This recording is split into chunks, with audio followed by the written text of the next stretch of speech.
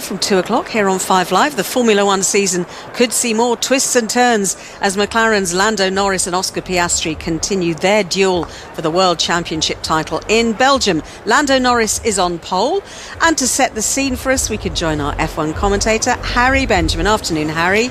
Afternoon, Ellie. Yes, we welcome you to a rather damp and dreary Belgium. We're in the eastern part of the country at the legendary Spa-Francorchamps circuit, the longest track on the calendar and one that has been around since 1950. It is steeped in history, and that is exactly what continues to be made, particularly coming into this weekend at the Red Bull team. After 20 years at the helm, the departure of Christian Horner as team principal, he has made way for the appointment of Laurent Mekies. All change there and a new era for the team. I'm joined by the BBC's F1 correspondent Andrew Benson. Andrew, it's been a busy weekend so far. It's been a sprint weekend, so we've had a shorter, smaller race yesterday. How are we assessing Laurent Mekies' first weekend on the job? Well, he had the best possible start, Harry. Max Verstappen won the sprint race from second place on the grid, passing Oscar Piastri's McLaren on the first lap and holding the lead expertly in true Verstappen style from that point on. There's been a noticeable change of atmosphere around Red Bull. It's been a team beset by tension and troubles for the last 18 months under Christian Horner's leadership. He's now gone, and it feels a lot more relaxed around there. Mekies, of course, is just finding his feet at the moment, but I understand that Verstappen has been very happy with the way things have been going so far. So he starts the race fourth on the grid, Max Verstappen, behind the two McLarens of Lando Norris and Oscar Piastri and Ferrari's Charles Leclerc. But it might be wet, it might be dry.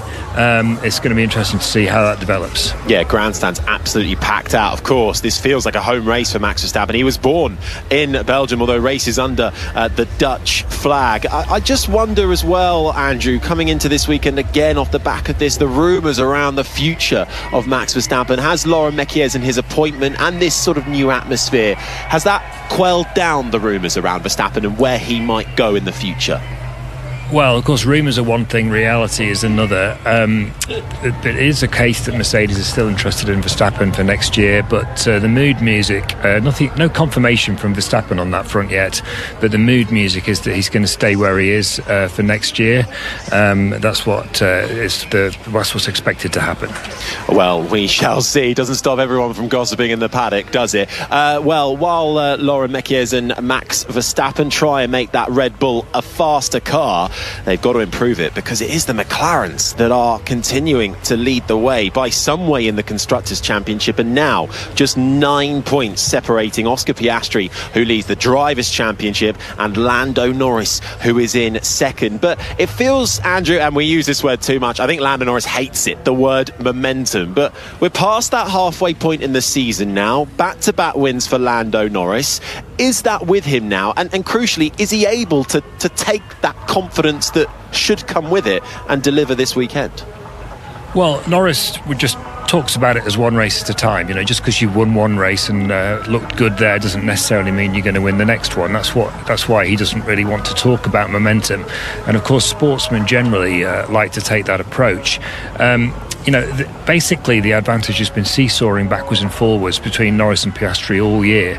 Piastri had a run at the start of the year where he definitely was on top of Norris more often than not. Norris has kind of balanced the scales back a little bit, but just look at this weekend. Piastri took an absolutely brilliant pole for the sprint race, nearly half a second clear of anybody else, one of the pole laps of the season, then got beaten by Verstappen, but he still beat Norris in the race, and so that extended his championship lead by 1 point. Then later that day, Norris goes and puts it on pole ahead of Piastri for the Grand Prix. So that gives him an advantage for this afternoon, but it doesn't mean he's going to retain it. It's notoriously difficult to keep the lead at the start, on the first lap, I should say, at Spa, because of the long run from the last source hairpin, the first corner, through the really high-speed, dangerous Eau Rouge swerves, up the Kemmel straight to Les Combes. That's where Verstappen passed Piastri yesterday. That's where Norris will be trying not to make himself be passed by Piastri today, but it's easier said than done, of course.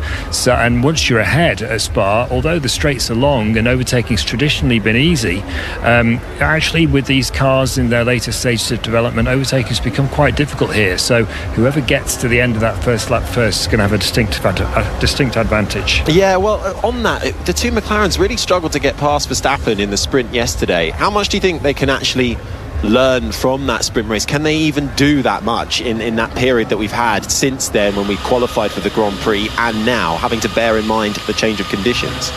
Well, you can't change your car even if the conditions change. That's the rule in Formula One, unless you start from the pit lane, which 4 cars are doing this afternoon. But interestingly, so what happened in the sprint race was that Verstappen was running less downforce than the McLaren, so that means less drag on the straight, so a higher straight line speed. He used that to not only get ahead on the first lap, but then to defend very well for the rest of the race, whereas the McLarens were running a little bit more downforce, so they were quicker through the corners, but they couldn't quite catch up on the straight to make that move into that corner I was telling you about, Les Combes. But anticipating rain for the race, Red Bull have put more downforce on their car for the Grand Prix, and that they've actually got more downforce on than the McLarens have.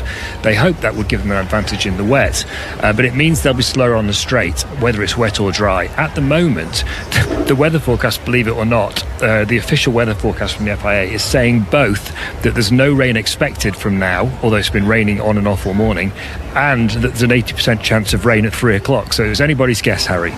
Well, it may well have abated for now, the weather. The umbrellas have certainly gone down in the grandstands, but we'll be getting lights out from 2 o'clock on 5 Live. I think we can now hand you back to Basel with Katie Smith, and we should just say, Katie, I'm going to be joined by a man who knows how to win around Spa, come rain or shine. The 1996 world champion, Damon Hill, is going to be with me to call all the action. Lovely stuff, Harry. We cannot wait to hear that, and we're hoping we'll have some with the 5 Live commentary as well. So kick off 5 o'clock. We're going to be back building up with team news, of course, after the F1. So for the next couple of hours now, we're going to follow the latest twists and turns from the Belgian Grand Prix. So I'll hand you over to our commentary team of Andrew Benson, former world champion Damon Hill, alongside our commentator Harry Benjamin.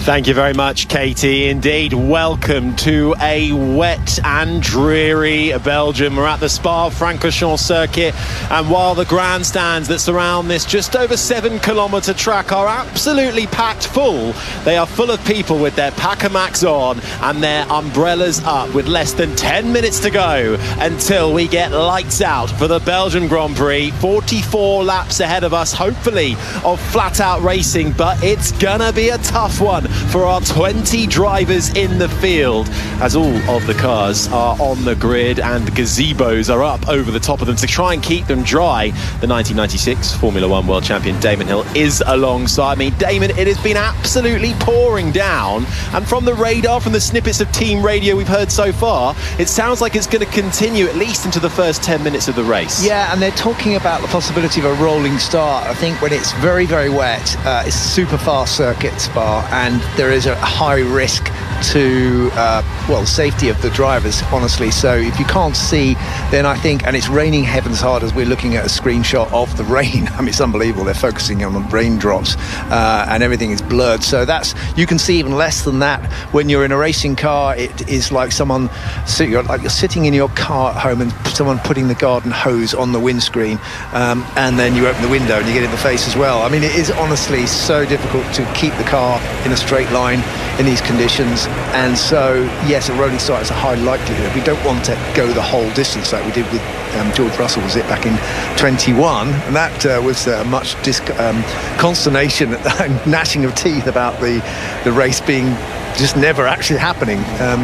So they'll be keen that doesn't happen, but exploratory laps, I think, are wise. Yes, they've changed the rules since then, indeed since Japan a couple of years ago, so we'll keep you abreast of them if we need it. If we reach 25%, 50%, 75% race distance, full points do not get awarded out. We have various different columns. We'll bring you up to speed in that as and when will be necessary, but hopefully we'll get to 44 laps and the full 25 points awarded for the race win, all the way down to 1 point for 10th place. And points mean prizes, so crucial for both the Constructors and the Drivers' Championship. McLaren, though, do have a stranglehold on the Constructors' Championship. 473 points they have. They are 246 clear of Ferrari. Then come Mercedes and Red Bull, with Williams rounding out the top 5. Then it's a really close fight in that midfield, just a handful of points separating the likes of Sauber, Racing Bulls, Aston Martin, Haas, and last place Alpine.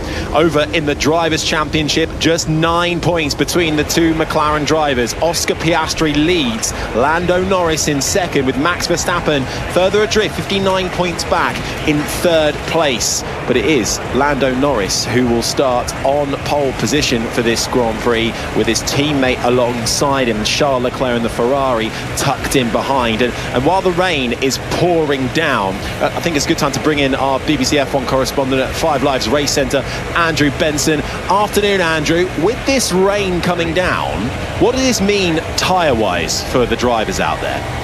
Well, when it's wet, the drivers always like to be on the Inter because it's a fundamentally faster tyre. That's the intermediate, the lightly treaded version of the two wet tyres. The extreme wet has deeper treads and can clear more water. Traditionally, the drivers haven't liked it because it wasn't very grippy. It's improved for this year, but the problem with the extreme wet at a track like Spa is because the speeds are so high. Once it gets wet enough to need the extreme wet, the visibility is so bad that it's not safe to race. So I think what the first thing they're going to have to establish at the moment for the start is, can the drivers see, and how slippery is the track, and what are they going to do about that in terms of starting or not starting the race? Yeah, safety and absolute paramount. We'll hopefully get word from race control. Funnily enough, it's just come up with risk of rain for this race, 100%. So that's good to know as it continues to pour down here in Spa. Yeah, and I understand that the percentage is related to the number or the area that is covered. So you've got 100% chance of getting wet there, and it's not 100% of the rain that can come is coming down. So there's all sorts of ways of measuring. In F1 they have different grades as well, so they've got a category of anything from 1 to what's it go up to? Well, you'll hear class 1, 2 or 3, I think we go up 3 to. is very heavy, I guess, and that's probably what we got now. Oh, I think it actually might go up to 5 classes of rain. Well, we got 5 then. There we go. Well, we'll see. It's very wet. And what that means is, though, it's going to be interesting. Those who've been able to change their setup with the race in mind. We knew wet weather was going to be inbound for this Grand Prix. Some electing to almost get ahead of that and maybe sacrifice their qualifying pace yesterday. Also, there are some drivers who have elected to actually change their setup, or indeed change some power unit parts in their car. So they'll be starting from the pit lane as they've broken the Parc Fermé rules. So at the moment, it looks like we're only going to get 16 cars starting the race on the grid, with 4 from the pit lane in the form of Carlos Sainz Williams, Lewis Hamilton's Ferrari, Kimi Antonelli's Mercedes, and Fernando Alonso's Aston Martin will all be starting from the pit lane. Damon, if we do get a rolling start, how does that work for the drivers here? Okay, so the safety car will be deployed, and then the race director will decide when it's okay for them to race. So they'll be getting reports from the drivers as they follow the safety car, and the drivers will start to mutter more and more about it's okay to go or it's too dangerous, and that will be taken into account by the race director, and then he'll relay that information to the safety car drivers. But of course, the safety car is actually it's got no wing on it, it's got no downforce. It's just basically it's a very souped up road car with good tyres on it, but even so it'll be actually struggling to stay on the track much more than the cars behind. So they'll be saying, oh, it's fine, and he'll be going, I can't go any faster, or he might even spin off. Well, yeah, he does push it, does Bert Mylander, the safety car driver. Let's send you back to 5 Live's Race Centre. Andrew Benson, I believe you've got more news on this start. Indeed, Harry. The formation lap will be started behind the safety car. That's the only information we've got at the moment. I can also tell you that all the drivers are on the intermediate tyre. Thank you very much, Andrew. So, yeah, all going for that intermediate tyres. Just popped up on our timing screens here. We'll run you through the full grid at the top of the hour. Damon, with these wet weather conditions, Lando Norris and Oscar Piastri, both of them are going to be fighting hard for the win, come rain or shine. And so far up to now, we've seen McLaren very happy to let their drivers race. But when we have conditions like these, does that mindset change slightly? Look, the golden rule is don't crash into your teammate, but there is such a high degree of hazard and chance involved in racing in the wet. It's not an exact science, so you can be reasonably certain when you've got a dry track that you'll know you're in control of the situation. But when it's very wet, quite honestly, sometimes you just can't see the guy. Sometimes you lock up and you know where you can avoid hitting someone. It really is sometimes like, Skittles on ice. I mean, it's just incredible. Are there any other challenges, do you think, for the Grand Prix today outside of the two McLaren drivers? Are there any other challenges? Challenge, of course. I mean, everyone's got a chance in the conditions. Well, very true. You've got that's the difference about the wet, is that the guys in the midfield will be thinking, well, I won't be able to see anything for a good part of the race, but I know that this is going to be haphazard, as it was at Silverstone 3 weeks ago. It was an opportunity for people, and of course that famously gave an opportunity to Nico Hülkenberg, who made the right calls at the right time to go on the right tyre and ended up getting his first podium after 300, how many races was it? 239. 239, it seemed like 300. Nearly. 239. That record goes back to Adrian Sutil now, who I think holds that record now for the most race starts without a podium at 128, I think. But he's no longer on the grid and hasn't been for a very long time, so he'll hold on to that one. The grandstands and the fans in them are absolutely up on their feet, despite it absolutely pelting down across this 7-kilometre track, the longest on the Formula One calendar. That is not deterring them from having a good time. We are almost underway here for 44 laps of racing, but the formation lap will be behind the safety car. We're going to be in the eastern part of Belgium, ready for round 13 of this Formula One World Championship. We have passed the halfway point. There are 9 points separating our leaders at the top of the drivers' standings, and they are locking out the front row. I think we're ready then for a bit of wet weather racing. It's time for the Belgian Grand Prix.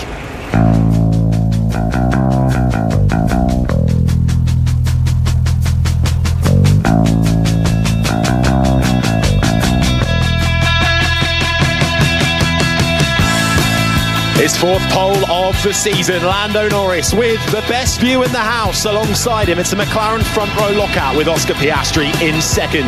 Charles Leclerc's Ferrari lies third, ahead of the Red Bull of Max Verstappen. His best qualifying since 2023, Alex Albon starts fifth, ahead of the Mercedes of George Russell. Yuki Tsunoda, his best qualifying as a Red Bull driver. He starts inside the top 7, ahead of Isaac Hadjar and Liam Lawson, with the Sauber of Gabriel Bortoleto inside the top 10. He's ahead of the two Haas cars. It's Esteban Ocon and Ollie Behrman, with Pierre Gasly in 13th, ahead of Nico Hülkenberg's Sauber, Franco Colapinto's Alpine, and the last car on the grid will be Lance Stroll's Aston Martin. From the pit lane will be Carlos Sainz Williams, Lewis Hamilton's Ferrari, Kimi Antonelli's Mercedes, and Fernando Alonso's Aston Martin.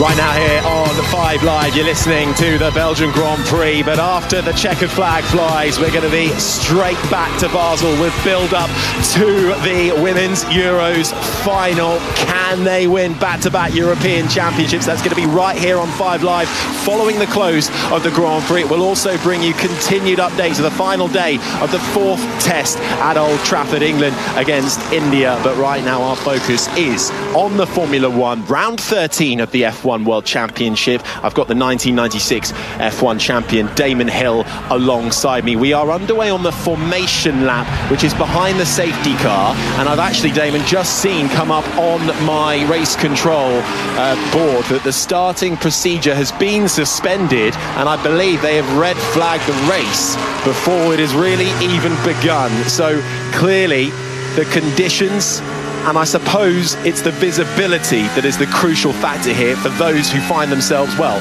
not leading the race. Yeah, absolutely. It's visibility. We've got some radio here. Lando, how are the conditions up the hill? Yeah, I mean, not ideal for the time being. I can't see a lot behind the safety car, so can't imagine what it's like for everyone else. That was Lando Norris there. He can't see, and he's only got the safety car in front of him. Imagine if you're somebody like Gabriel Bortoleto starting right in the middle of the pack. All you can really see from a car in front of you is that little red flashing light from the rear of the car ahead, trying to indicate, well, that flashes when it is during a wet session, the rain light, but also you'll see it when they're harvesting energy as well. But that's really all you can catch a glimpse of as a driver, I suppose. Yeah, and as you were saying that, we were watching a shot from behind, looking up from Stavelot up the straight towards Blanchimont, and there was some cars in the spray, even with the red lights flashing on, and you couldn't see them. So that was a perfect example. When I raced to win the championship in Japan, and it was a torrential downpour, we're watching the cars now following the safety car into the pit lane, so they are not going back to the grid. They're going to go back to their garages. I think that basically we're going to be sitting, cars will be sitting in their garages while they reset this whole program. I've got a weather app, as you know. We know you love your weather app. I'm looking at this rain radar, and the whole area has got, well, very red blobs.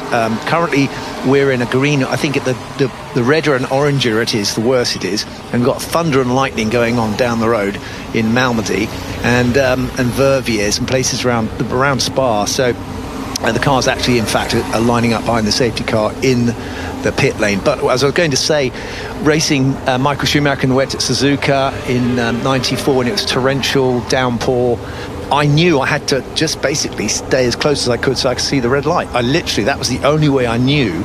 And I was hoping he wasn't going to go off, because if I followed his red light, if he went off, I'd just follow him, because there was no way of seeing where you are at all.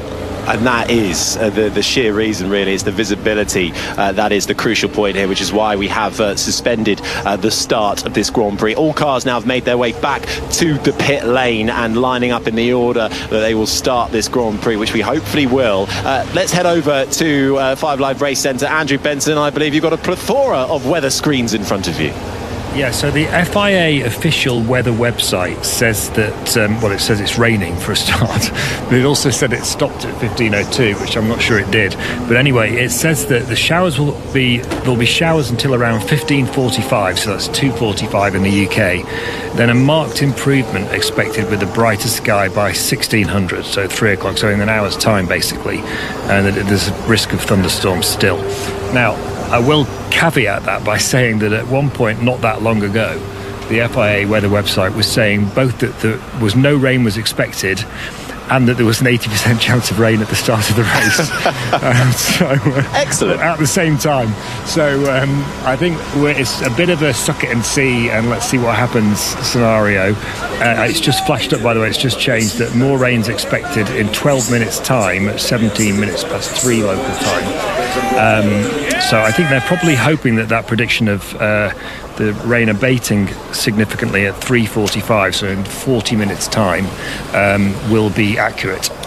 Okay, thank you, Andrew. Yes, so we're really hoping to get some sort of gap to allow us to race, but the sheer expanse that this racetrack covers, just over 7 kilometres, 4.3 miles. It's 19 corners, 10 to the left, but 9 go to the right. An elevation change, huge elevation change as well, over 100 metres, covering the highest to the lowest part of this circuit. So all of that plays a factor, and because of its sheer size, it can end up being dry in one part of the track and then still wet and damp in another part of the circuit. So as it starts to dry up, that will be another intriguing factor. But I suppose that's what we like about Spa. This is what it usually brings, and we're getting a lovely shot now of a really dark, ominous grey cloud, and then there's just a pocket of blue sky behind, but then off into the distance towards the surrounding towns, well, more dark grey clouds loom over the Ardennes forest here. Yeah, that looks quite nice there, doesn't it? Actually, you know, the whole thing about there's no such thing as bad weather, just bad clothing or insufficient clothing. I mean, you definitely it doesn't look so nice. Hang on, we've got more radio. Lando, question, is it visibility or standing water? Visibility. The standing water's not too bad. Okay, so it's if you're a car behind, or just in general for Lando Norris, even being at the front, it's the visibility that is clearly the issue here, not the standing water, which of course, again, equally quite bad, because if you hit a bit of standing water, you can lose control and you aquaplane off the track. Yes, standing water. I mean, the combination of the two is unfortunately what makes it so dangerous. But it's good that he said that the quantity of water is not the problem. The depth of the water hitting puddles. As far as there's not a flat bit on it, so water generally flows off the track itself. But it can. You sometimes get a river coming down. The straight, the Kemble Straight, it actually runs down the middle because it's so steep, and that's not good because you're heading up towards the corner at the top of the hill, and you're heading into water running down the hill, and that can be very tricky. So sometimes, but he's reporting that there's not actually running water, which is very good news. Visibility will be a problem until the track is almost dry. But we're looking at helicopter shots now across the Ardennes. Stunningly beautiful, but the cloud is, because it's so high at the Ardennes, the cloud is nearly on the ground. Yeah, Andrew, Benson, what do you make of it? Because it does seem like this is a track where I feel like we get a lot of races like this. What makes it so unique in that respect? Well, I mean, obviously we are in the mountains and therefore, or the hills, depending on what you want to call them, and therefore the weather is notoriously unpredictable. That's the first thing. But the main thing is that this is the most extreme track for these conditions because it's so fast.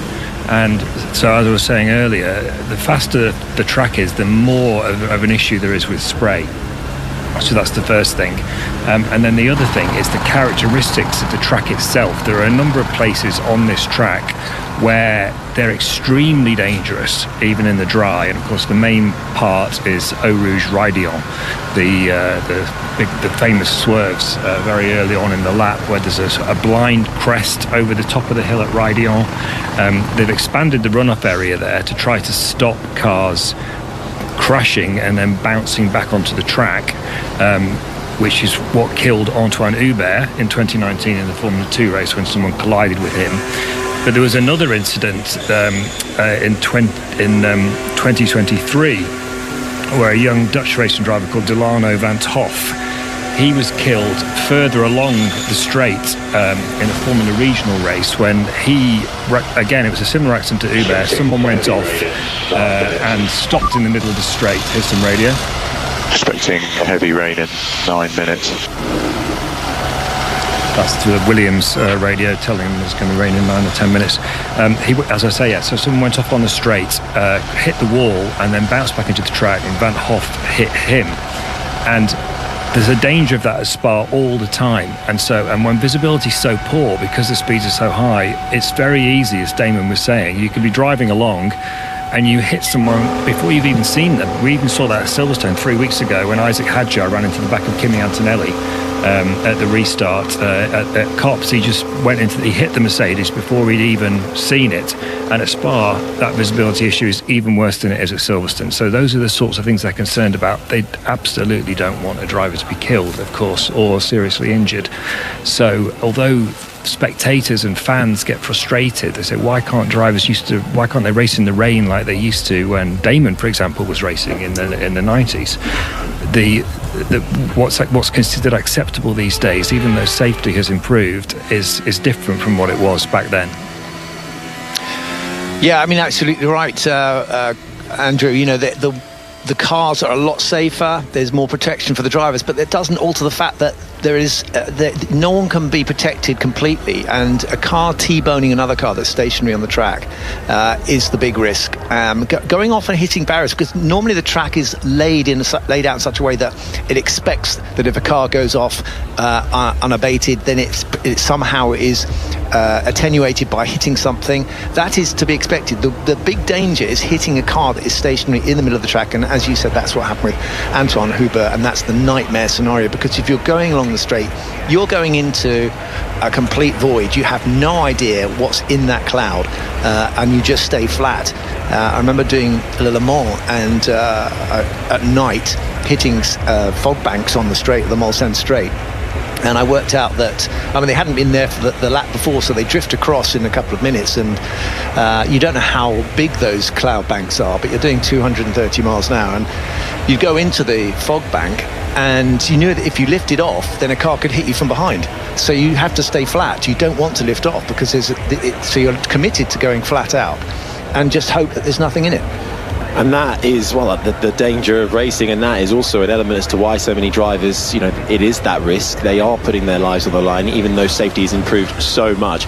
We're still under red flag conditions here before we've even started the race, so we'll chat more to Damon and Andrew as well. But for now, let's just send you over to Old Trafford. We've got an update in the cricket. Ellie Oldroyd.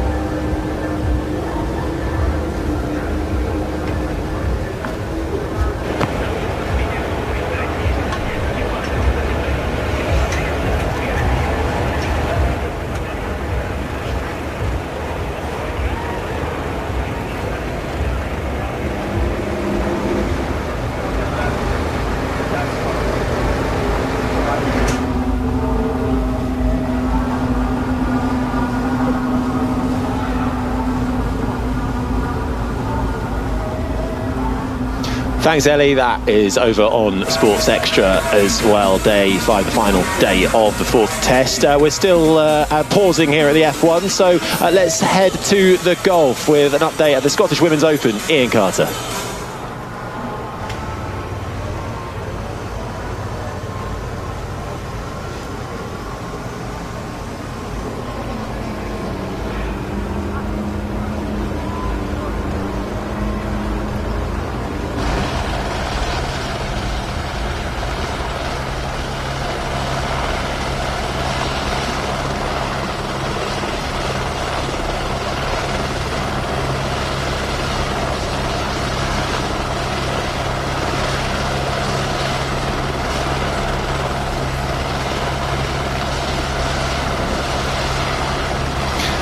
Thanks, Ian. We'll be back with that and more updates across the next couple of hours. We are right now, though, in Belgium at the Spa-Francorchamps circuit for the 13th round of the Formula One World Championship, and we're sat waiting, really, to get started. We had a formation lap, but the rain said no. Visibility is not good enough. It is not deemed safe to start this race, so all 20 drivers are just lined up in the pit lane. The awnings are out, covering the cars, keeping them as dry as possible. Some of the drivers have got out of the cars, heading back to their garages to have some debriefs and updates after the formation lap. The two Williams drivers in deep conversation in their garage. The 1996 F1 World Champion Damon Hill is alongside me. Damon, we had a nice shot of the overall view of the Ardennes range that we're in, and you gave me a thumbs up and a nod. Looking promising, I think. So stand by, everyone. Don't go too far away from your radio. if you're in a car, you can't get away anyway. So, yeah, I mean, basically, I looked at the famous app that I've got that tells you what's happening with the weather,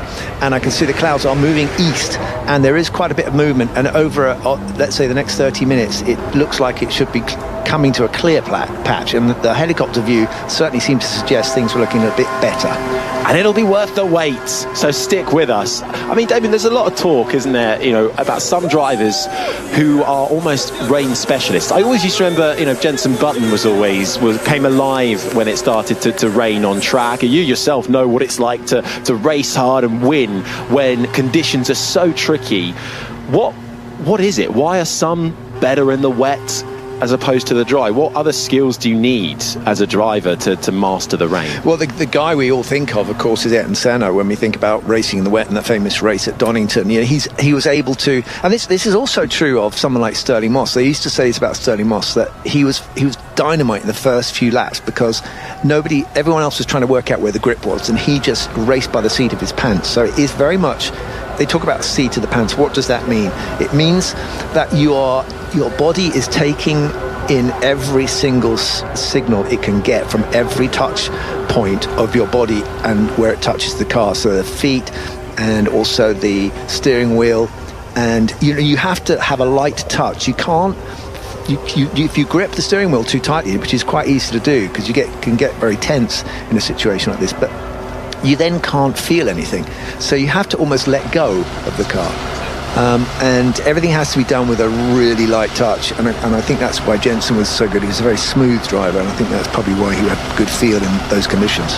Well, we shall see who that goes to shortly. I think what's going to happen is we're going to get a bit of a heavy band of rain now, which will then hopefully abate enough for us to get this race underway. So what we're going to do now, because there's action in the cricket here on 5 Live, we'll send you back over to Old Trafford for the final day of the 4th test at the cricket. We're going to stay live on Sports Extra 2 and online wherever you are listening to us. So if you want to keep with us for the race start, you can head over to Sports Extra 2. But for now on 5 Live, Ellie, it's all yours.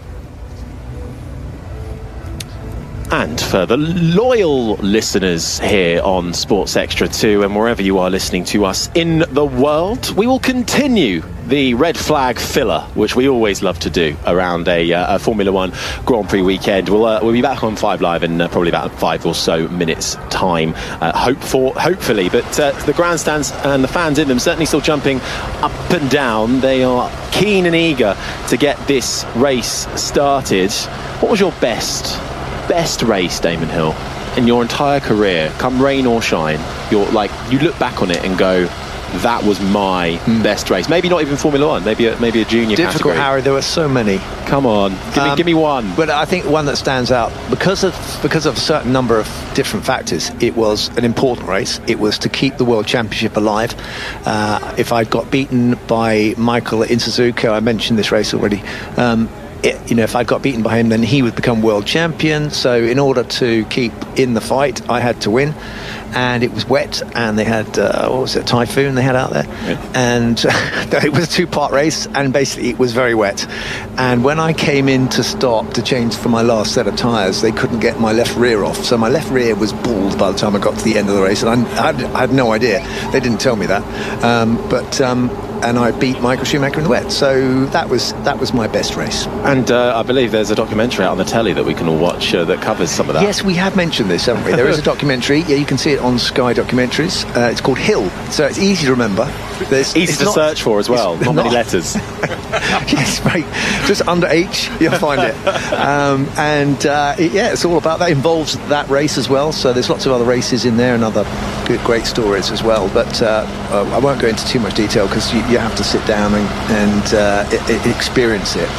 You certainly do. I'll tell you who could definitely say what was Damon Hill's best race. Andrew Benson.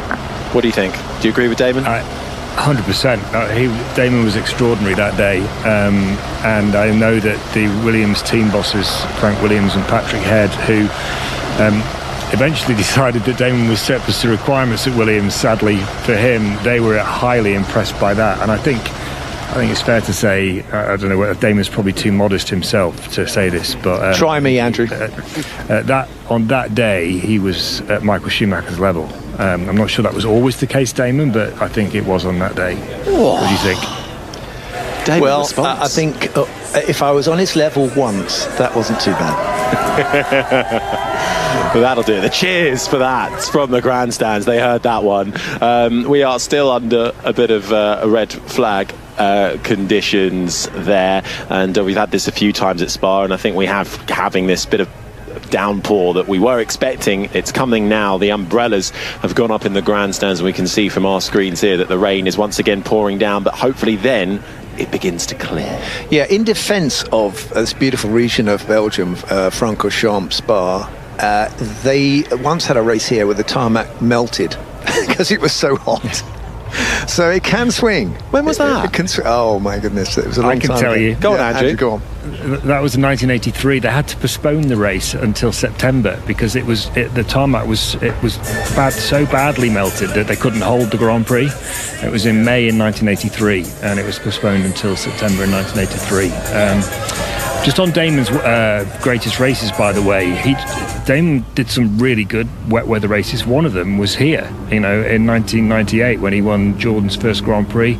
Another one that really sticks in my mind, at least, I don't know whether Damon can remember this one, was in Brazil in 1996 when it was a typical wet Interlagos day, and he just basically destroyed everybody in the Williams. Is that the race where Niki Lauda says I drove like a god, Andrew?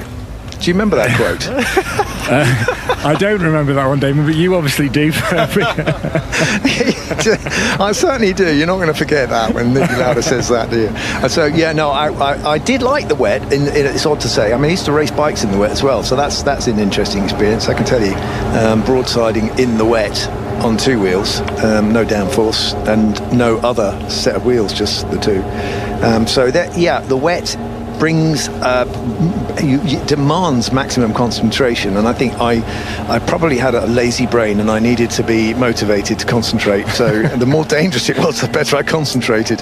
That's fun. I just watched the film, I had to watch it again for a 5 Live thing, Rush, last night, the Hunt Lauda story. Obviously it's slightly exaggerated, but it's probably one of the better F1 films that have been made, I'd say, actually, over the last couple of decades. Have you seen it, Damon?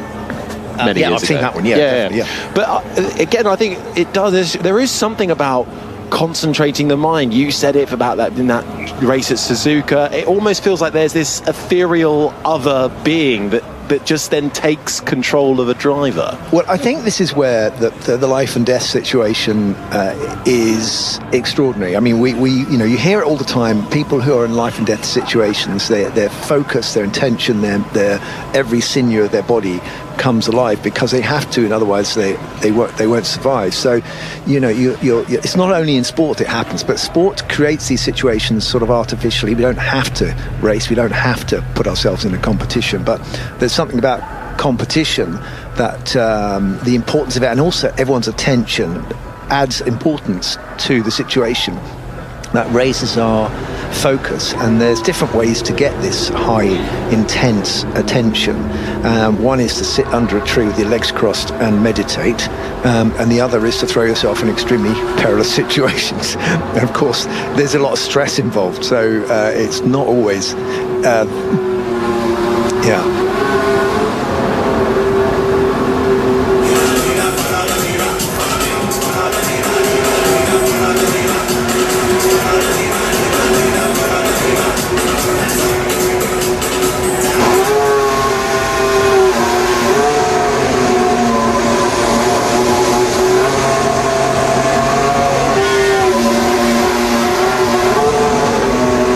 Thank you very much, Ellie. Yeah, welcome back to our listeners on 5 Live. We are still under red flag conditions. We haven't actually started the race. For those who are just joining us, it has been pouring here at Spa-Francorchamps in the Ardennes Forest for the 13th round of the Formula One World Championship. Lando Norris is set to start from pole position. Alongside him is his teammate Oscar Piastri. They did go out on a formation lap behind the safety car, listening to the drivers, then all of them saying that visibility was not good enough. So for safety reasons, and with more heavy rain pouring down now, they elected to red flag the race and suspend the starting procedure. So all 20 cars back into the pit lane, just lining up in the fast lane, one behind the other.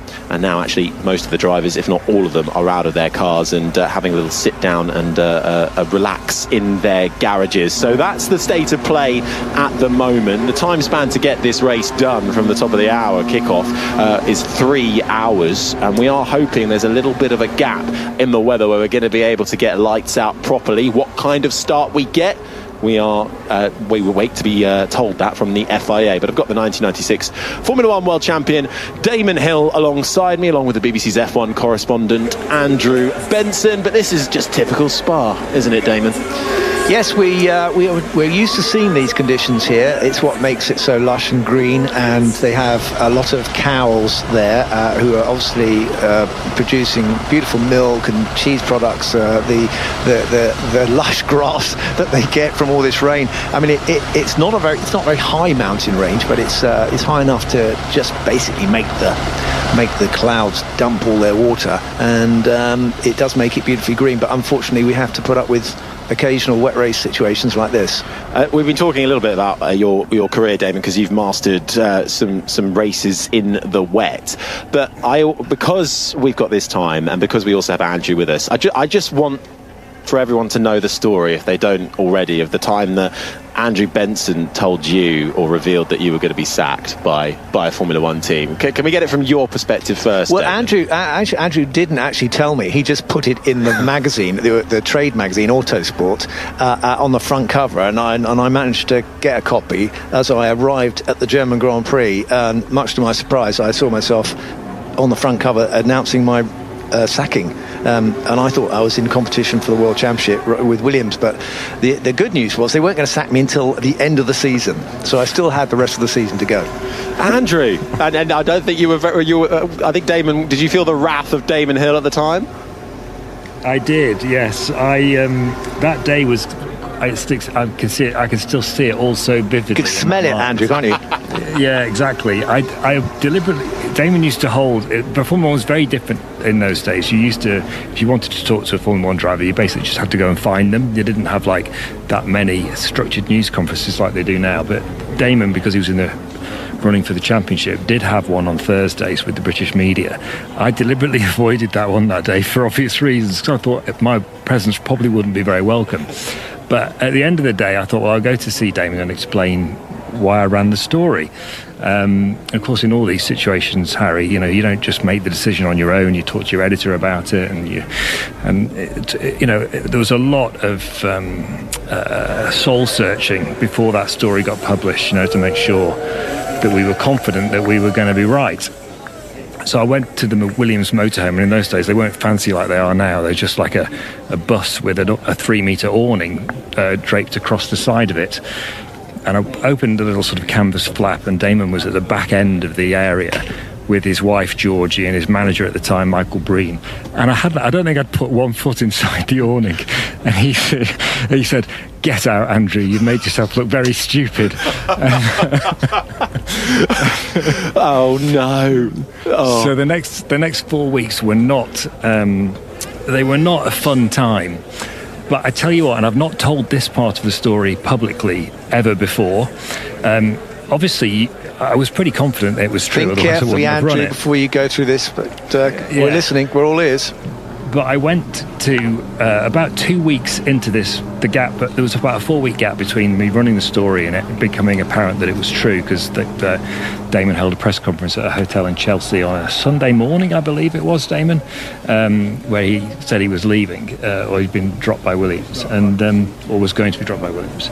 And but in the middle of that gap, I went to Williams to do an interview with Adrian Newey, and it was all about Adrian and why he was such a great designer and everything. And at the end of it, we were chatting, and he said, "Oh, how are you, Andrew?" And I said, "Well, it's been a pretty tricky couple of weeks, actually, Adrian." And as you can probably imagine, and he just looked at me and said, "You might find you've got nothing to worry about." And that was the first. So that was like a sort of massive, like, breath, exhalation moment, because of course Adrian was the chief designer at Williams at the time, and he obviously knew that this decision had been taken, and so there you are. That's the revelation for you.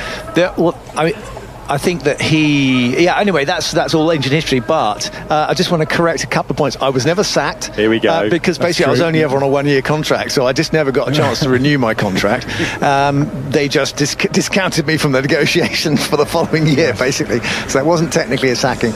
And also, I'm not a former world champion. Didn't we, Damon? Oh, was that? Sorry, Andrew? I think we used the word dumped on the cover of Autosport. Well, I mean, no. I mean, it would have come naturally. My contract would have naturally come to an end. It would have been what do they call it? A natural ending. I don't know. But anyway, that's enough about me. But no, to finish it off, because there will be some people who will be listening and going, "Hang on, why on earth would the Williams team dump their Formula One driver that's going for the title and actually ends up winning the title that year?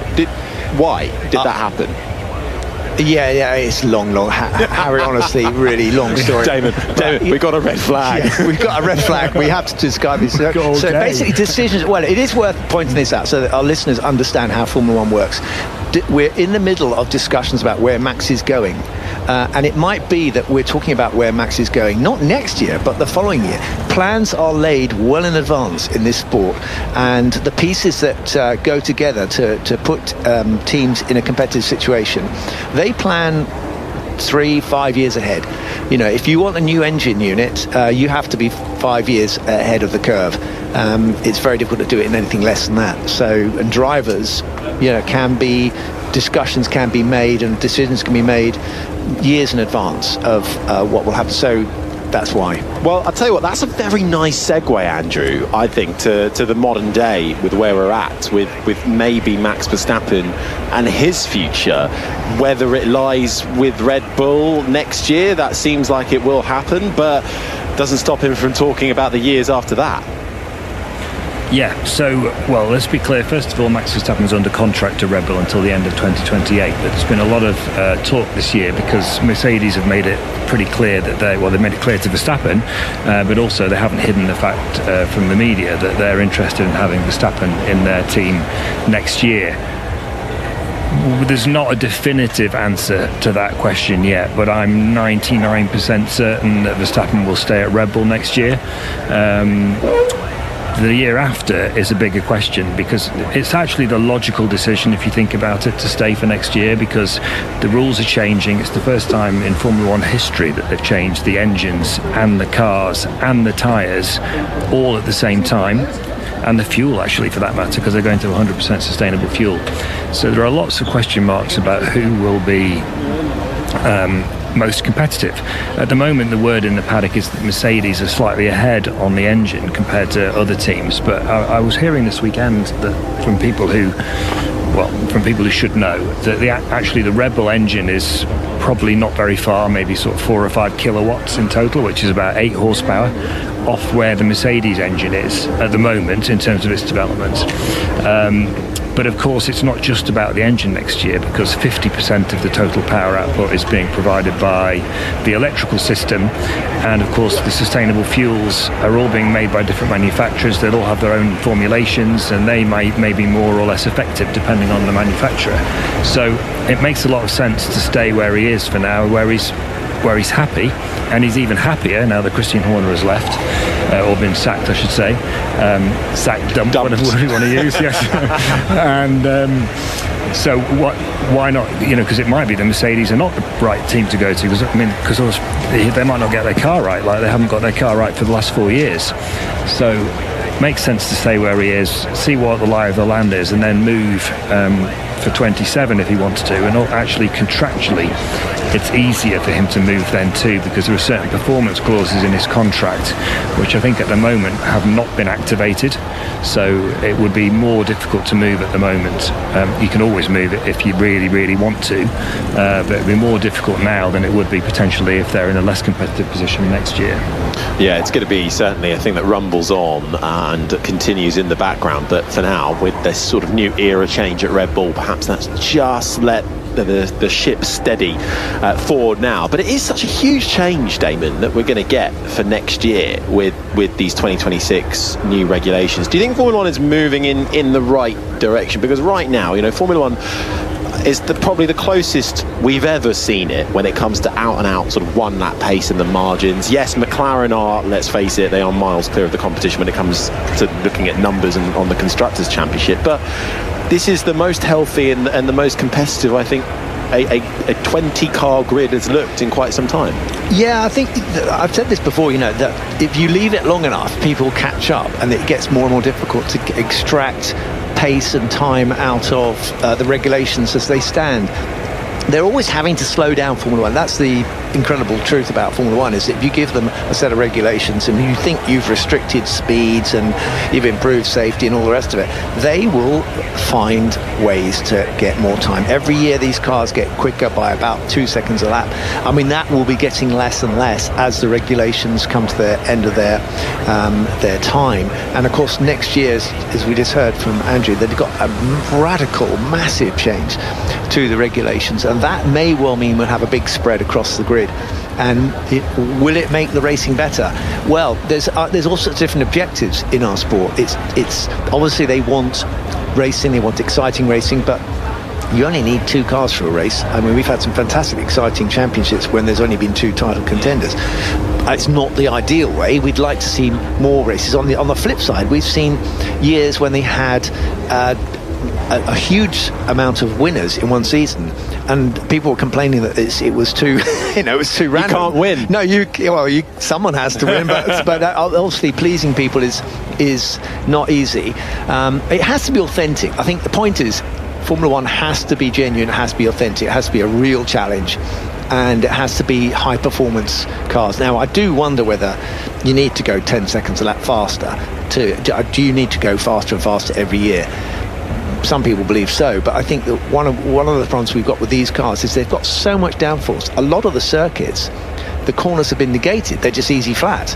Well, if you want to bring about a greater benefit to a driver who's got more skill, then you need to bring back those corners, which means taking downforce off, which is next year the cars will have less grip. I think it's 30% less downforce and smaller tyres as well, so there'll be smaller cars, they'll be quicker on the straight, they won't have as much grip in the corners, and that, if you think of motorcycle racing, that's the direction to go, I think, because it will mean that braking distances will be longer. And if braking distances are longer, you've got more opportunity to overtake. Currently, they brake so late. The timing has to be really critical. And of course, the length of the cars, they're massive. So actually getting past another car, it takes ages. It's about 3 meters long. So anyway, these changes they're bringing in have got everyone thinking. And it will mean that there's going to be a lot of uncertainty, and maybe some people will trip up with these new regulations and produce a stinker of a car. It's going to be very complicated. It is. The sheer size of them is something to behold. I think you have to see them in person almost. I was actually at a Williams fan event just before the British Grand Prix, and they had, I think it was your 96 car in a display area, just stood next to it, comparing it to the size of the modern day Williams. It's night and day, and 96 even is bigger than the previous iterations. Yeah, I thought they were big cars when I raced them, but they're just huge, these current Formula One cars. And if you ever get a chance, you should really go and see one in a museum and stand next to one. Then you'll get appreciation, of quite what we're talking about. They're massively long. They're as long as a Rolls-Royce, probably. And they are long, and they are all currently lined up behind each other. All 20 Formula One cars are currently in the pit lane with no drivers in them, because we have not been able to get this race started at the moment. You're listening to the sounds of 1996 Formula One world champion Damon Hill alongside myself, Harry Benjamin. We've also got the BBC's F1 correspondent Andrew Benson here too. Under red flag conditions, the starting procedure of this race was suspended due to the poor conditions, a huge deluge of rain, and that comes with a poor lack of visibility for the drivers in the field, so they've deemed that has had to delay the start. We're waiting really for the signal from the FIA and race control, and really looking at the weather radars to see when we might be able to get a gap in this rain to get things started for us listening and watching, and for those who have made the trip to Spa to pack out the grandstands. Their Pacamacs are on, the umbrellas are up, but that is not deterring their happy moods. They are smiling and waving and all desperate to see some Formula One action out on track, which will hopefully come soon. All drivers are out of their cars, actually, some in the garages, and some actually have decided to speak to the likes of us. I think we can now hear from the British rookie for Haas, Oliver Behrman, who's speaking with Ariana Bravo. Ollie, we've got this delay, unfortunate delay, but how are you feeling? What have you and the team been discussing here in the garage as we wait for things to get back underway? Yeah, I think we have a bit of rain on the radar now, so we're waiting for that to clear, and then we have to see. On that lap that we just did, there was still a bit of rain, but the visibility was too bad to start. It's different in different parts of the track because they have different bits of tarmac on the circuit, so yeah, we'll have to wait and see. I'm looking forward to the race though, because I think we've made the right call with the downforce configuration. Hopefully it puts us in for a good one. What do you think is possible then when things do get going again? How far up the order can you get yourself? Yeah, let's see. I don't want to make any predictions, but I had a good feeling yesterday in the dry, and we have a bit of a penalty in the straight line. Of course we're a little bit slower, but hopefully in the corners in this slippery condition we have a bit of a benefit. And can you just give us some insight as viewers? What are the drivers actually doing to keep yourselves ahead in the game? We've got Esteban just sitting down alongside watching on the TV there. What are you doing to make sure that you're staying on top of things so you're ready to go when we get the green light? Yeah, I mean, we get like a 10-minute warning as to when we're going to get back in the car. For now, it's just stay dry, stay warm are the main goals, and just keeping an eye on the weather, you know, what it's doing. Because once we get out there, we need to know if there's any more rain coming, because that will depend, you know, how hard we push the tyres and stuff like that. So it's going to be interesting. Thank you for chatting with us, Ollie. Good luck today. Thank you very much. Ollie Behrman, who is due to start this race from 12th spot. Well, let's scrap Five Live's race centre and head over to Five Live's weather centre. Andrew Benson, what more can you bring us? Well, the latest forecast, Harry, is that it's going to stop raining at 4 o'clock local time. That's 3 o'clock in the UK, so that's in a little bit over a quarter of an hour. And then there should be a marked improvement with a brighter sky after 4:15. And basically, once Formula One cars get onto the track, and once they consider it to be, you know, the visibility to be safe enough to race on, they can end up drying it quite quickly. What Ollie Behrman was saying there was quite interesting, because parts of Spa were resurfaced last year, parts of it were not. So I think it's, if I remember rightly, it's turn 1 and then from Les Combes at the top of the hill all the way around to Pouhon, which is the long double left-hander, very fast corner, and then also Stavelot, turn 14. But the rest of the track is not resurfaced. So you end up with the older parts of the track, so through Blanchimont, for example, the very fast left-hander at the end of the track, the surface is very open, and so the rain goes through the track, so it doesn't settle as easily, but that bit of the track is less grippy, whereas the newer parts of the track, they have more bitumen in them still, so the rain doesn't go, so they're still more grippy, but they can be more prone to standing water, because the rain can't go through, the water can't go through the track as easily in those places, and that all that does is just further complicate this picture of when they can and can't get the race started, because some parts of the track might end up being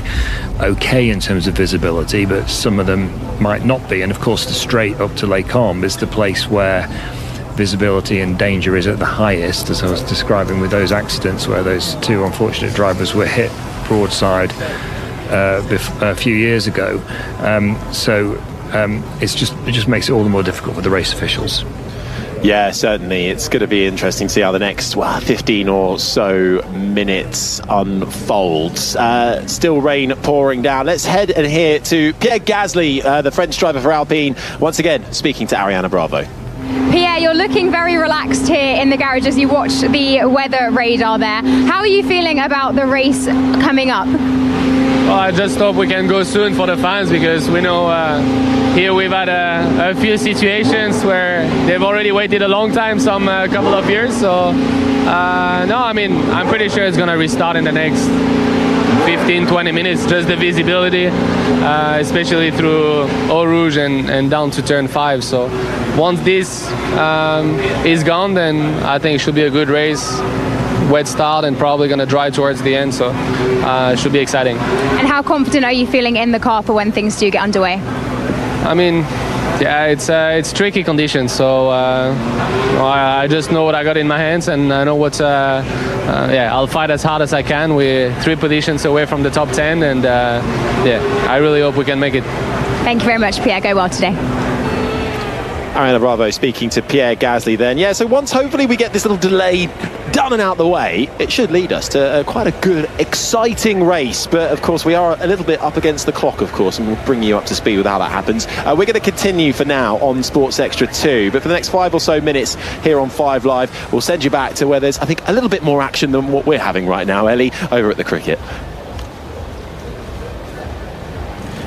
Well, myself and Damon Hill, Andrew Benson, all still here on Sports Extra 2, and we'll rejoin 5 Live in the next 5 or so minutes. But yeah, the rain is still coming down, so let's hope. We have got to get this race done.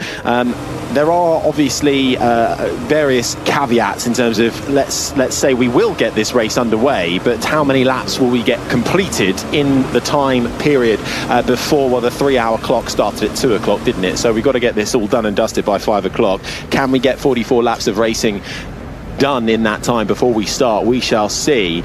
If we complete less than 25% of the race distance, that's between 2 and 10 laps completed, only the top 5 will get points. It'll be 6 points for the winner, all the way down to 1 point for 5th. If we get less than half the race completed, so that's between 11 and 21 laps, the top 9 will all receive points. It will be 13 for the winner, down to 1 point for 9th spot. Then if it's less than 75% distance, that's between 22 and 33 laps, the top 10 all receive points, but less. It will be 19 points for the win, 14 for second, 12 for third, all the way down to 1 point for 10. And then if we can get to more than 75%, so if we cross over lap 33, it will be full Grand Prix distance points awarded, so 25 for the win, all the way down to 1 point for 10th place. So we're desperately searching for a bit of clearance in the weather at some stage.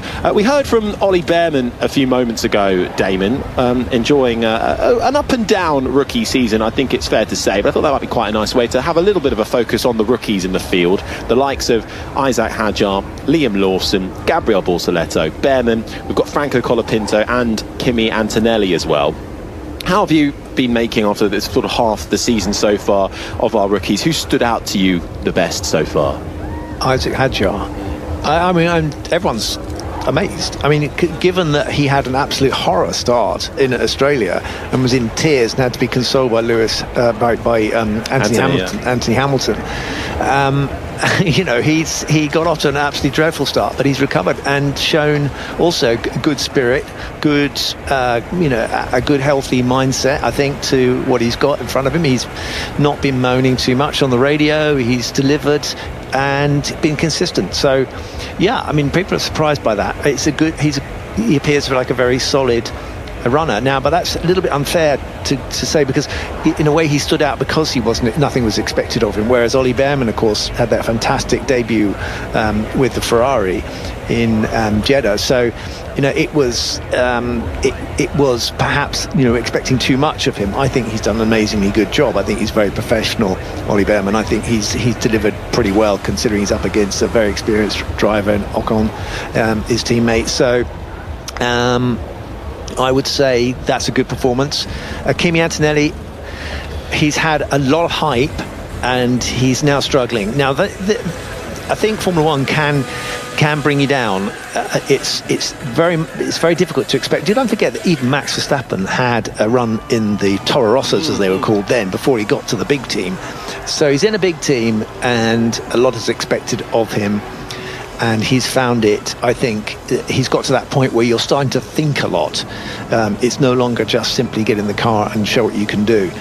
He's had some good moments, but I'm interested to hear what Andrew has to say actually about some of this. I don't think he's with it. He's hopped off to stick his hand out the window to see what the weather's doing. Yeah. Okay. So, yeah, I think that Kimi. Well, we can get some feedback from our listeners. Perhaps who's your favourite rookie, and why do you support them? Who else is on that list? We've got Antonelli, we've done Bearman, and I mean, I just to come back on you with some of those points. I agree with you, Kimi Antonelli. I wonder, halfway distance now through this season, eliminated in Q1 this weekend. He will start from the pit lane, or he was due to start from the pit lane.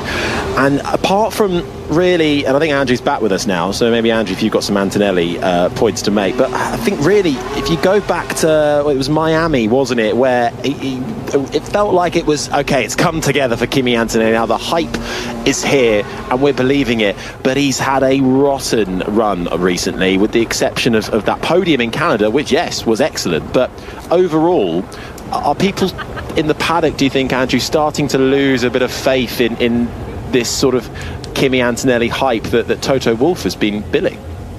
Well, I think the most important thing really is where Mercedes are with it, and where Antonelli is himself, and where Toto Wolff, of course, mainly is. So Antonelli is clearly being affected by this difficult run of form that he's having. Yesterday, he was close to tears in his TV interviews after qualifying. He was the last driver to go into the pen to do them. and he was clearly very emotional when he was talking. He's had a very difficult weekend.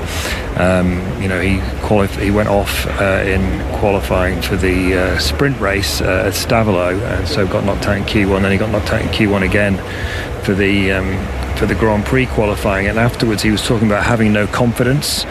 So of course what that's led to is people saying, did they bring him in too early? Did he not have enough experience? Because of course he skipped Formula 3, went straight to Formula 2, only did 1 year of Formula 2, and he was only 18 last September.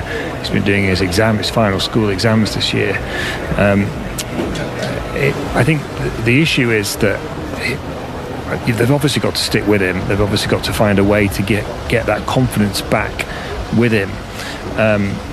But sooner or later, if it carries on like this, then obviously Mercedes themselves are going to start having questions. I don't think there's any doubt that he'll keep his seat next year. Now we're pretty sure that Verstappen's going to stay at Red Bull, as we were saying, so there's no need for Mercedes to change Antonelli next year. But the longer this goes on, if it goes on long, then obviously the more concerning it gets for Mercedes as to whether he's going to be able to turn the corner. And I think the biggest question mark that most people have is that this is a guy who, before he came into Formula One, he was considered to be, the next potentially great talent. Loads of people who've worked with him in the junior categories have got stories about how exceptional he is. And yet, apart from that Miami sprint pole, he had a good debut in Australia in the rain with a really great move around Hamilton on the outside into the quick chicane halfway around the lap in Melbourne. And he had obviously a podium in Canada, although he was a long way off George Russell's pace there. He hasn't shown the flashes of potential that you normally see with drivers who've got that sort of level of talent. And I don't think we really know why. I'm not sure he knows why. I'm not sure Mercedes know why. So it is a slightly concerning picture, and it was obviously quite upsetting to see him going through those difficult emotions yesterday, because you have to it's hard to feel sorry for a Grand Prix driver at any time, but this is an 18-year-old kid basically, and he's obviously finding it very difficult right now. We're still human, Andrew.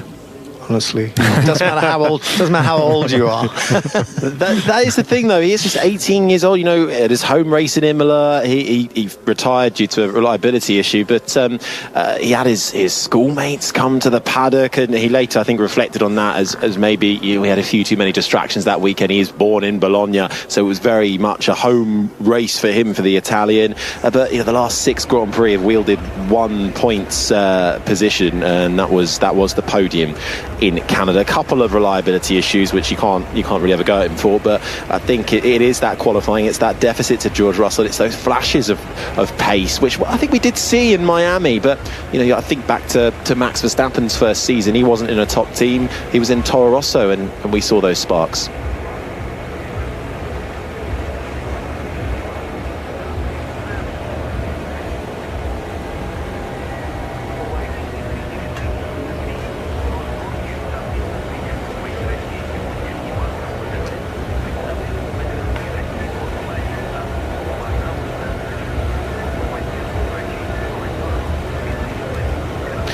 No, we're hoping at the top of the hour, Ellie, we'll get a bit of sunshine. We're actually seeing a few bits of brightness creep through the clouds, and we are hoping, we're approaching 4 o'clock in Belgium, so hoping that that is the time where we believe the rain should have eased off for now. At the moment, we haven't been able to get this to race underway. We had the starting procedure suspended. All the cars went out for a formation lap behind the safety car. Then during that formation lap, it was deemed we can't do the starting procedure, so all the cars came back into the pit lane due to the poor visibility from the spray and the water being kicked up from the cars ahead, so for safety reasons delaying the start of this one. But Andrew Benson at Five Lives Race Centre, obviously there are rules and regulations in this sport, and we have certain things certain criteria that need to be filled when it comes to time and how much has elapsed. What can you tell us with where we're at on that?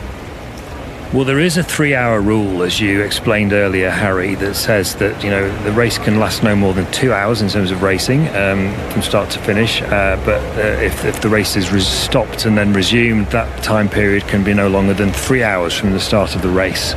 But in this case, the FIA have clarified the race has not started, and therefore that 3-hour period has not started. So the 3-hour period will start whenever the race starts, basically. Okay, well, that is clear to know. Thank you very much for that, Andrew. Right, well, we are still waiting for anything to come through from the FIA as to when we will get this race started. So in the meantime, let's head back over to the golf, the Scottish Women's Open, for an update with Ian Carter.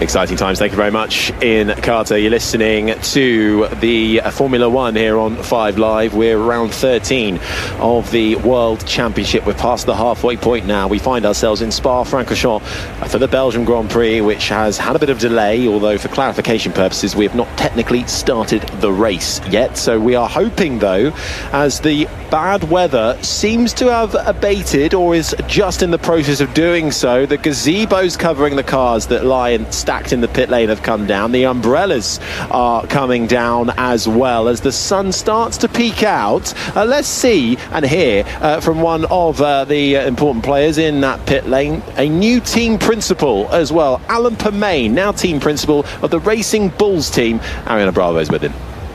Alan, great starting positions for your drivers today for when things do get underway. How are the team feeling coming in today, given all the learnings that you've had so far? We're feeling good. We were expecting let's say mixed conditions today, and we've set the car up accordingly, so we were happy in either condition, so we're not disappointed to see the rain. And in terms of what you think is possible out there, where do you think the strengths of the car lie, especially with the competition you have around you? So definitely the strength is in that middle sector, where we're carrying maybe a little bit more downforce than others, which will be very useful in these conditions. Thank you very much. Ariana Bravo there speaking with newly appointed team principal Alan Permain after Lauren Mekies' promotion to Red Bull as team principal, replacing Christian Horner. Permain is now the man in charge of Isaac Hadjar and Liam Lawson. So we will see how they pan out. They've got good starting positions inside the top 10. Liam Lawson is 9th, just behind his teammate Isaac Hadjar in 8th. But I feel like we're getting there. Damon Hill alongside me. The sunshine seems to be peeking out. The gazebos are going down. We're getting closer. Yeah, I'm getting more and more faith in my weather app, actually. It does show that the rain clouds and the thunder and lightning is moving east, and it is going to come into Spa region. It's going to be coming into a long period of clear air and sunshine, potentially, which will dry the track very quickly, which means that these guys are probably going to start on intermediates and very quickly have to make that decision, as they did at Silverstone. The problem with Silverstone was when it dried, it also then had some more rain coming, and that meant that people were gambling on whether or not they could stay out on the inters or whether it was prudent to come back in and change, with the potential need to go back again to another set of tyres. So that some people got caught out by that.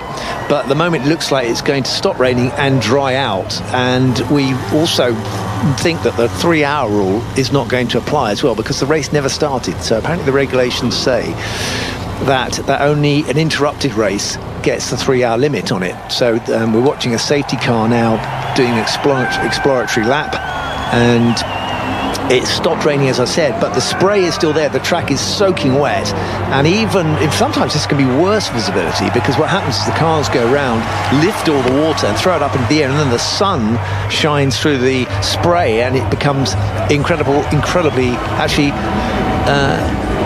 It's not a safety car. We've been told it's a medical car that's out on the circuit, so I don't know why that is. Well, it will be doing the same thing. I'm sure the medical car will be heading out there too to try and get a feel on the conditions. He's got the sweepers out there as well, trying to disperse some of the water that may now be standing on the racing line, just to dry it up a little bit quicker. While we await any more news from the FIA and race control, we can head back down to the pit lane and hear from the man who is due to start 7th place, his best qualifying as a Red Bull driver. It's Yuki Tsunoda speaking with Ariana Bravo. Yuki, a fantastic qualifying for you yesterday. Sets you up nicely for this grid, but of course these conditions, very challenging. But how are you feeling about getting out there eventually? Yeah, I just drove behind the safety car for formation lap. I mean, visibility is the main issue, to be honest. I think with a single car, probably easy to drive, but yeah, hope we can race as soon as possible. Yeah, hope, especially the fans waiting for within this condition. So yeah, fingers crossed.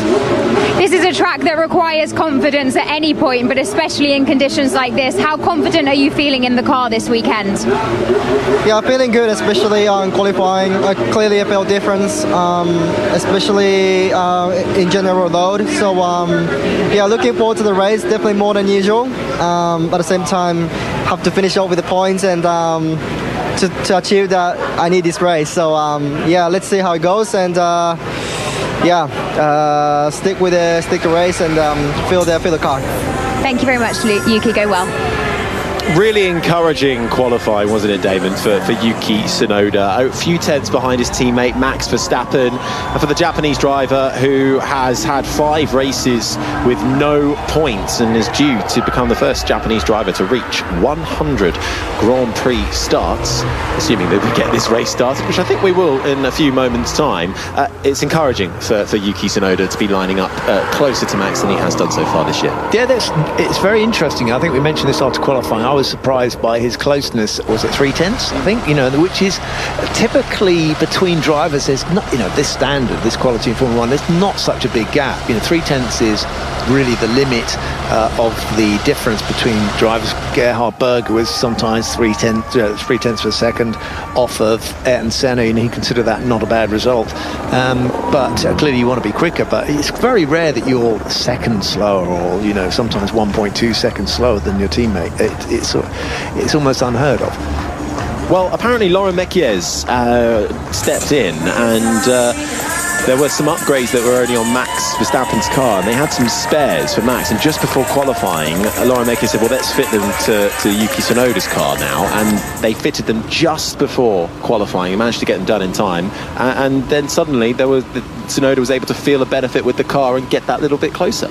Yeah, well, that's a very interesting thing. If Laurent has stepped in and said, okay, well, I would like to make sure that decisions are made to make sure that there's a level playing field within the team, and we'll watch that space. I think that could, it's not an easy place to work, Red Bull. I think everyone understands that. It's quite fraught, and there's a lot at stake. So I think Yuki needs a man in his corner looking out for him. But of course, the key person is Max Verstappen.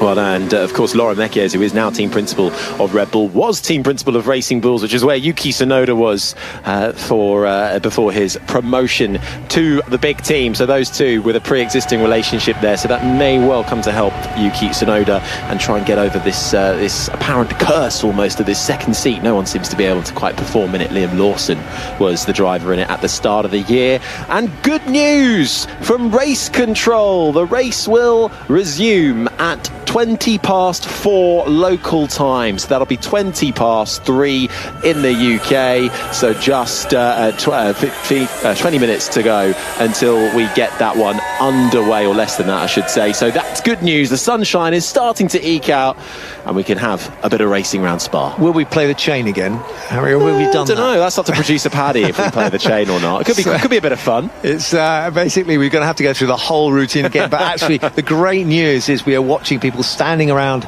in the pit lane with no umbrellas up, and the sun is breaking through. I won't say shining perhaps, but it's definitely breaking through. And the moment it still is end of July, so you know the chances are that the sun will break through onto that track and dry it out very quickly. So we're gonna get a very interesting pit stop changeover window between the intermediates and the slicks at some point, and the person who gets on those slicks at the right time can eat huge amounts of time out of their opponents. You know, you can be anything up to sort of 5 or 6 seconds of that quicker on a slick tyre if you get it on at the right time. Yeah, it's going to be a really intriguing race when we get this underway. That crossover time quickly, the intermediate tyre designed to be used when obviously there's no standing water about, can be then used as the track surface begins to dry out.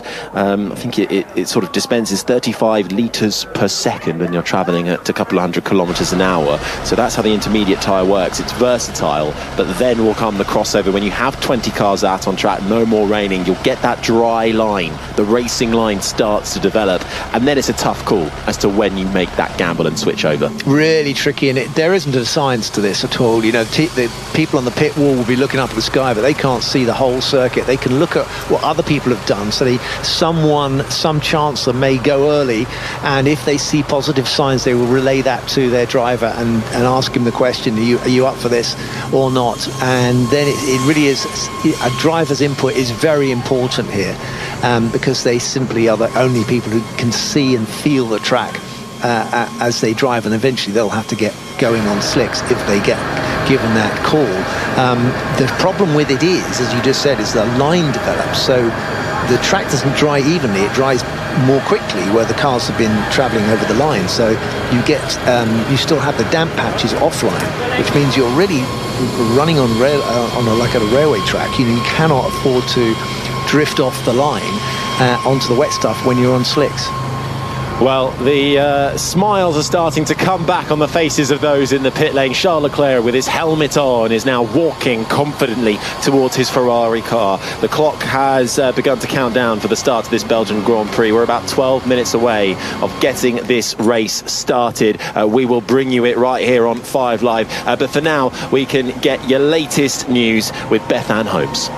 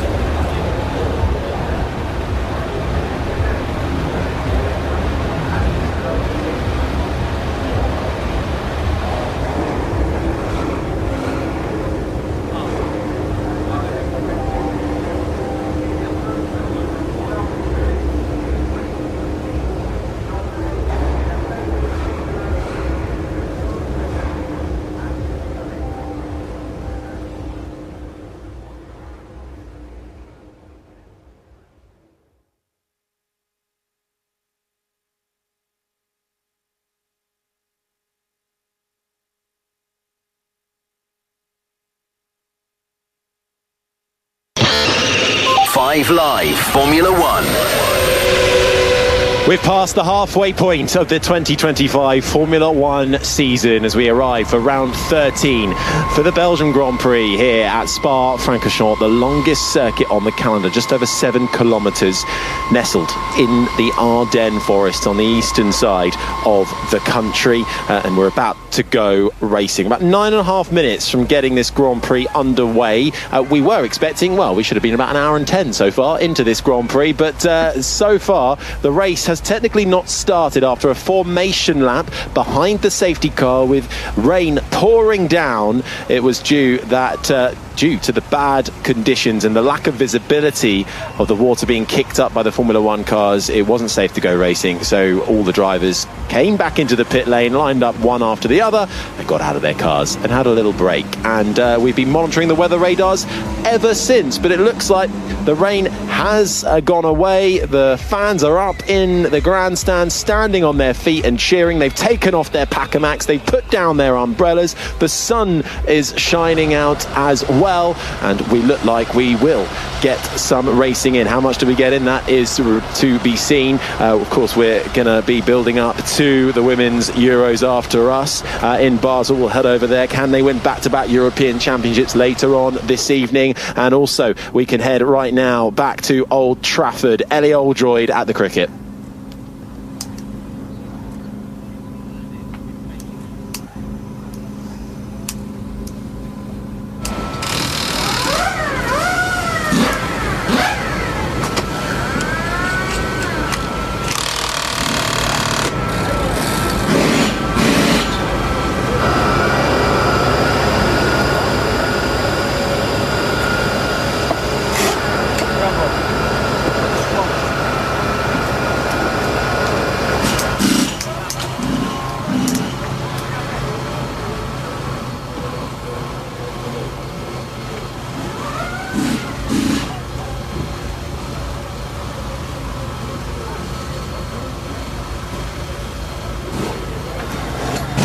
Thanks, Ellie. That continues over on Sports Extra.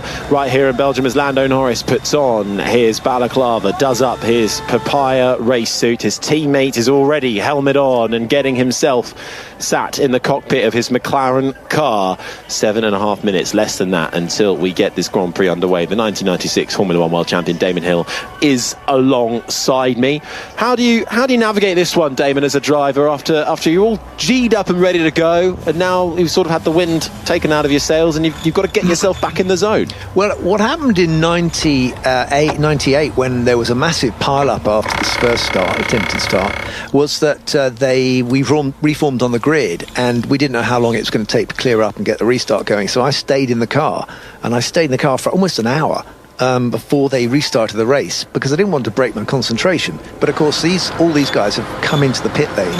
They've got out the car. They've had to reset.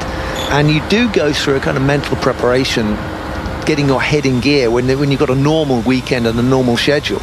But you're absolutely right. You have to make sure that you've got your brain back into gear for the task ahead, because it's no less difficult or no less important to go for this restarted race. If you're not careful, you can still be in we're relaxed and everything's been called off mode.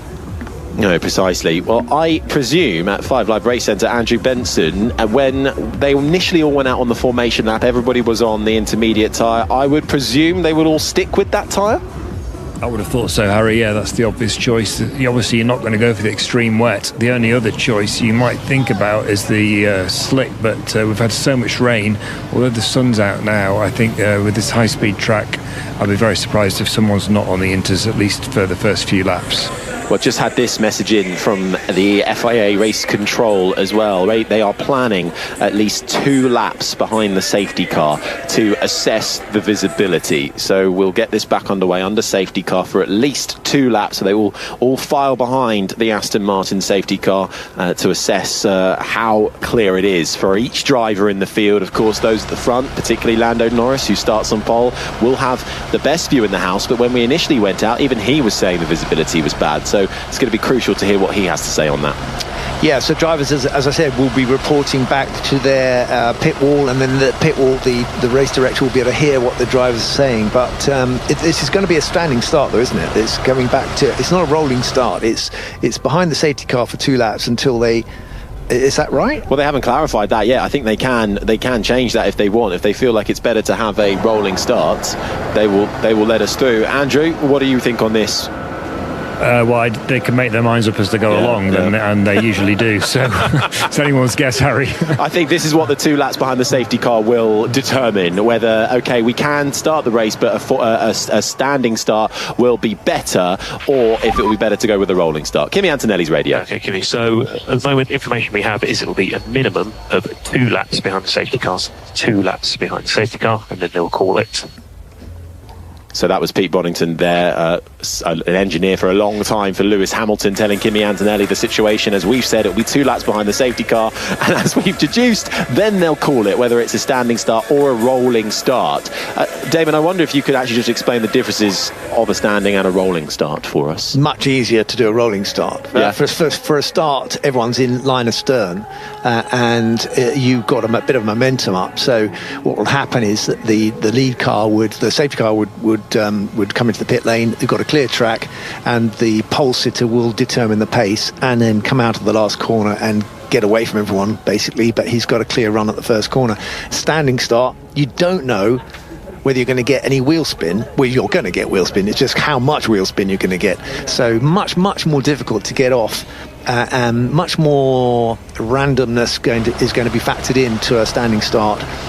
More exciting for us, I think. But, I think so. Yeah, and opportunities to pass if you make a good start in the wet. And of course, every driver, fancies themselves as, being particularly good at getting off the line. That's one of the skills, one of the exciting things about driving a Formula 1 car was the start. We used to think we were better than the other guy, and if you get a great start, you just you feel fantastic about it because your car is accelerating past everyone, and you get a real lift from that. If you're on pole position and you're standing there and you're not moving and everyone's going past you, that is a sinking feeling. On Friday, we had one of Red Bull's F1 Academy drivers in with us, Alicia Pomowski, and she was saying that she is basically emotionless when she goes racing, come rain or shine, and particularly in moments like this. Would you agree with that? Do you have to you've got to think you're better than everybody else, and you can't be thinking about anything externally? Yeah, it's fire in the belly and ice in the head or something like that. I've heard that expression. Well, if you're Kimi Räikkönen, it's ice all over. Ice all over. You do have to. I mean, anxiety is a necessary thing. So the reason we get anxious, we have adrenaline flowing, is because it prepares us for flight or fight. And so the trouble is, it can get out of control. So you need to learn to go a bit zen and control your breathing and control the adrenaline you have in your body. And that requires you to have a still mind as well. You cannot have thoughts jumping all over the place.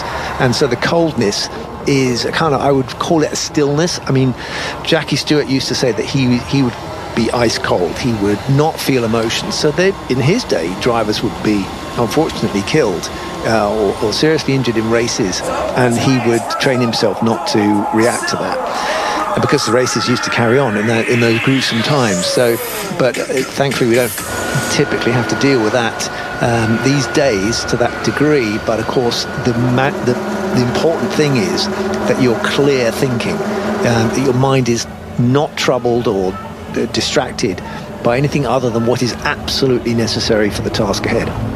Certainly, and that is gonna make this an absolute appointment to listen to in just over a minute's time, when we will assess the conditions once more and hopefully get underway for racing around this Spa-Francorchamps circuit, hosting the Belgian Grand Prix, scheduled for 44 laps of racing, with Lando Norris on pole position. Alongside him is Oscar Piastri. They're going to head out and do 2 laps behind the safety car, and then race control will make a decision on how we start this race, if we start this race. Charles Leclerc is third in the Ferrari, ahead of Max Verstappen in the Red Bull.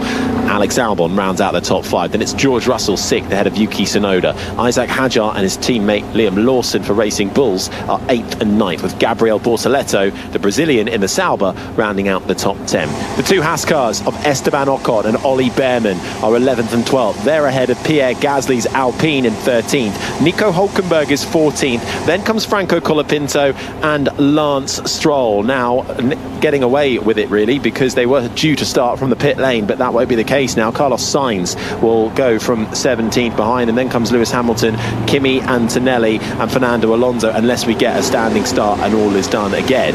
We will see how that unfolds. If it's a rolling start, I think they end up just coming through with the back of the pack. But we are back underway then, with this race getting underway. Lap 1 of 44 behind the safety car, and Lando Norris leads Oscar Piastri out of the pits as they head up the hill at the top of Eau Rouge, over the top of Raidillon and towards the Kemmel Straight. Yeah, it sort of lights out on the way they go. I mean, but they're following a car in front, which is the safety car. They cannot go any faster than the pace of the safety car, and they're weaving around up the Kemmel Straight. The guys about 4 or 5 cars back cannot see. We're looking up the straight. The camera is showing us a view now from behind, and it's just impossible to see. But this spray will be lifted up. It will dissipate a bit, but as we can see, there's no wind to blow it away, so it hangs between the trees. It's quite difficult to get rid of this moisture up here in the Ardennes forest.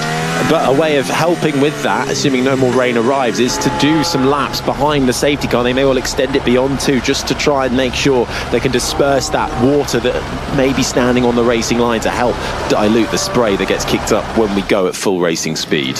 Yeah, and if you want to see a fantastic film about wartime in the Ardennes forest, and I can recommend the Battle of the Bulge, when Henry Fonda has to fly very low and get the pilot to turn the engine off. Oscar, how is the visibility? Quite a lot better than before. Through Eau Rouge. After Eau Rouge, it's still quite bad. Yeah, the straight's still pretty bad. Finishing that point, trying to make the point that even back then in 1944, it was, you couldn't see a thing either. It'll get you your own 5 Live show, Damon, and you can be doing your film recommendations. I can see that. That was Oscar Piastri we just heard on the radio saying visibility okay, bar going up Eau Rouge at the top of the Raidillon and down that Kemmel Straight. That's where we really expect it to be worst. Everybody is on the intermediate tyre as they're making their way now into the final sector of this lap. We're going to be anticipating another lap behind the safety car. Then race control will make a decision on what happens. I think we should, and I think we will get this race underway. I think we've got a great race ahead of us. I think because of this wet weather conditions, we've got a Max Verstappen sitting in 4th place. He's going to try and mix it in with the McLarens. It's going to be all about the start. It's Oscar Piastri who has had the momentum so far this weekend, but it's Lando Norris who's put a dent in that and managed to get pole position. And then you've also got a Ferrari of Charles Leclerc that the likes of Verstappen is going to want to try and get by as quick as possible. The question is, will he be able to? And then there's the midfield battle as well, and drivers like Lewis Hamilton, Kimi Antonelli, who will be desperate to make their way from the back of the pack up into the points playing positions. There's a lot on offer here. The guys are out of position at the back. Actually, this is a better situation for them because it's easier to pass in the wet, provided you get it right, of course. And I'm looking at conditions now. I think that the safety car is going to come in at the end of this lap. I don't see any reason why they can't start this race. The question is, will they be waiting for an announcement to see whether it's going to be a standing start? I think it will be. I'm frantically checking my messages from race control to see when they begin an update. We've begun the second lap under safety car. Here's Leclerc. I remind you, if you need, you can extend to 20 car lengths.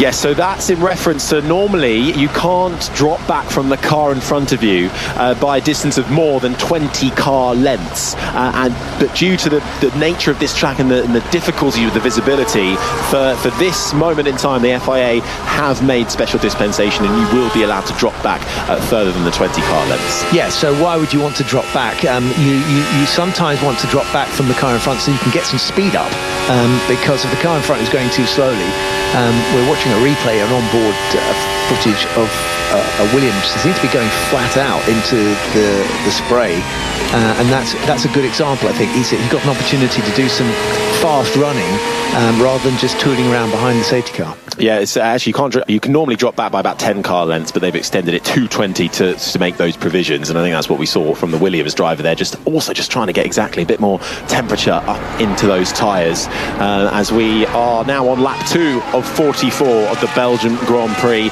under safety car conditions. It's how we started this race. 2 laps were designated to be behind the safety car. This is Lewis Hamilton radio. It's drying pretty quick.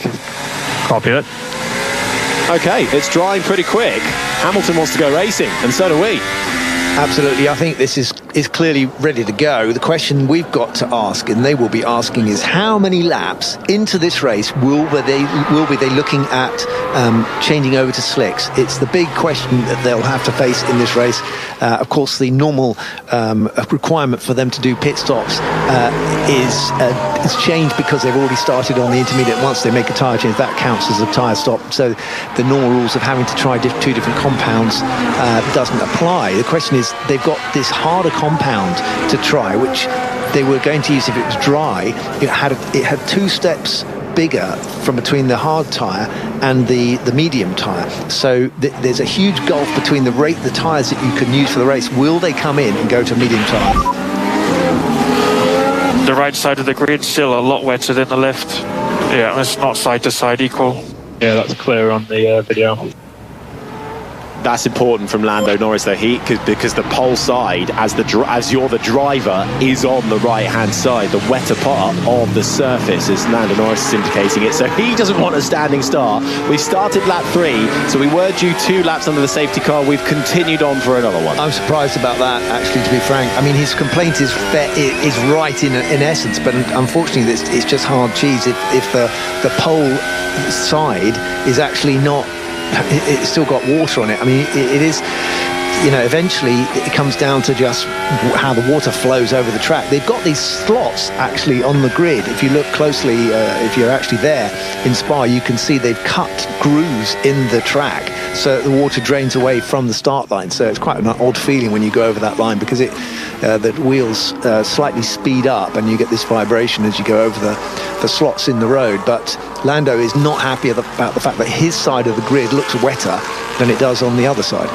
It looks okay coming out through Malmedy and then down towards the Brussels right-hander. This is the sound of Pierre Gasly, who's in 13th, and it's for these guys really in the middle of the pack that are going to suffer the worst when it comes to visibility. He's dropped a little bit back from Ollie Behrman ahead of him, and just slowing down, weaving left, weaving right, not really advancing out of second gear as he comes in to the right-hander. Safety car lights still on at the top of the Aston Martin. We're coming through the double left apex corner of Pouhon now. We are under the safety car conditions here. That's how we've restarted this race. Initially, race control billing it as 2 laps behind the safety car. As soon as they left the pit lane, we began the race. We're now beyond those 2 laps that were initially designated to be under safety car conditions. While we figured out how the conditions were on track and the nature of the visibility, it's been deemed clearly to have another lap behind the safety car. We've had reports from Lewis Hamilton, who's right at the back of the pack, saying it's drying pretty quickly. Do we get a standing start where they all do a traditional Grand Prix start, or do we have a rolling start where Lando Norris leads the field away as they continue to roll on the track?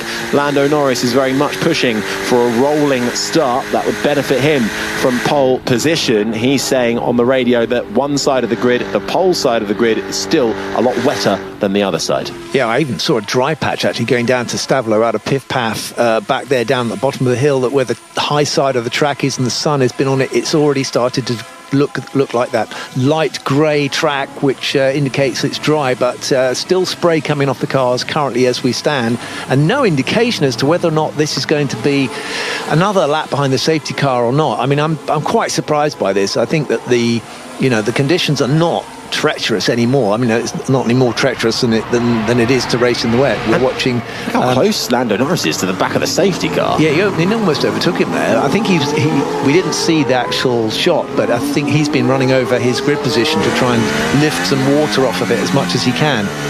And we're watching cars now weaving, and Max Verstappen trying to get some heat into his tyres. I mean, it's a really risky thing to do this in the wet when you're weaving from side to side. It's so easy to lose these cars when the tyres are cold and it's wet, and you're attempting to put energy into them because you just need to hit the throttle slightly too much. But he is, of course, Max Verstappen, so I'm sure he knows what he's doing. But as we see a view at the Kemmel Straight, and behind the first two cars, really just a cloud of spray that you cannot see the remaining contenders in this race. 20 drivers are going to start this race, and we are going to get a rolling start. So we're not going to get the traditional Grand Prix standing start where they'll line up in their grid spots and wait for the lights to go out. We're going to get a rolling start where the safety car will head back into the pit lane. Lando Norris will take over the effective pace setting time at the front of the field and put his foot to the floor as they come out of the final chicane, where they're making their way through the double left-hander of Pouon now. It's a 137-metre run down to turn one. Then it's a hairpin, a right-hander, La Source. Then it's a short stretch towards what will be an incredibly tricky corner, but important to carry as much speed as you can up through Eau Rouge, over the top of a blind crest Radion, and then comes maybe the best opportunity for the likes of Oscar Piastri to try and get a jump on his teammate, who will lead the way down the Kemmel Straight. That'll take you all the way to turn 5. Then it gets into that middle twisty technical sector, fast pace, speeds through the double left-hander of Pouon before you're through Stavelot, the double right-handers, and then it's a long run flat out through Blanchimont to the final chicane at the bus stop chicane, a right-left that swings you back on to the start-finish straight. 1996 F1 World Champion Damon Hill is alongside me. We're about to get this Belgian Grand Prix underway. The big question will be, Damon, is when does the change happen from intermediates to slicks? Well, typically you can get a read on that. It's a certain number of seconds. Roughly at Silverstone it was around sort of 18 seconds slower than a full race pace. As we're watching the cars accelerating now, and Lando has gone early, the safety car's gone ahead, and the safety car will pull in, and Lando is already racing. They can't overtake until they go over the start and finish line, but he's going through the last corner now and will be starting his lap. It's going to be a start of a Grand Prix. It certainly is. Lando Norris pushing hard out of the final corner, and we are back underway here at Spa for the Belgian Grand Prix. Lando Norris leads them down to turn 1. The right-hander of La Source, Oscar Piastri, moves to the inside to try and find a clear path through. Little swap on the front end for Lando Norris. He controls it nicely. Charles Leclerc left a little adrift in third. Then comes Max Verstappen as they rise up the hill through Eau Rouge. It's a great run from Oscar Piastri all over the back of his teammate, almost pushing him out of Radion down the Kemmel Straight. They're side by side. It's Piastri through on Norris. Immediately moves to the inside defensive line, coming through Lecon, the right-hander, and Oscar Piastri, at the first point of asking, has taken the lead of the Belgian Grand Prix. Norris is second, then comes Leclerc, Verstappen and Albon, the top 5. And Lando Norris now has to worry about the Ferrari behind him, Charles Leclerc. Charles will have seen that tentativeness from Lando. Lando losing a little bit of traction on the exit of Virage and through the Jackie X corner. He's coming downhill, but already Oscar Piastri is getting away. He took a very brave move going through Eau Rouge. He got right under his gearbox. He got a much better exit up the straight, and he made that look easy, and believe me, it wasn't. It was Lando Norris who tried to get the jump on the rest of the field, went early before anyone could overtake, before the bus stop chicane, and the line comes when you are deemed allowed to after green flag running continues. But Piastri did not waste any time in getting close, getting alongside and getting ahead of his teammate and championship rival Lando Norris. And Norris has just said on the radio, why do I have no pack? Perhaps referring to some of the energy recovery system there on board that McLaren. He's already over a second back from his teammate. Is something going a little awry on board that McLaren? He's now got Charles Leclerc, who's actually a couple of seconds adrift. Verstappen is hunting the Monegasque, the Ferrari down. And then actually they've closed right up to Lando Norris through the bus stop chicane. So I wonder then, complaining about his pack, he's just said it's coming back. We used a lot on the safety car restarts, referring to the battery pack and the battery deployment on board that McLaren. Yeah, it was extraordinary the way that Oscar Piastri went past Lando Norris, so he clearly was having some problem with getting some acceleration out of the car using the battery pack, but it seems to be that he's got on top of it now. But that might explain why it was it seemed very easy for Oscar Piastri to get past and going up the Kemmel Straight. The only other movers and shakers so far is that Carlos Sainz has gained a position up to 16th, Lance Stroll down to 17th as we make our way down the Kemmel Straight. It's lap 6, and there is a Mercedes of George Russell's going for a move down the inside of his friend and rival Alex Albon at the end of the Kemmel Straight. The Williams tries to tuck back underneath and stick with the Mercedes, but Russell has made that move work. Out through the right-hander of Malmedy, Russell up to 5th. Now, and I think the thing to make, a point to make about Russell is I think he's on a lower downforce setup that would prefer to be in the dry. And of course, we're looking towards a dry race coming very, very shortly.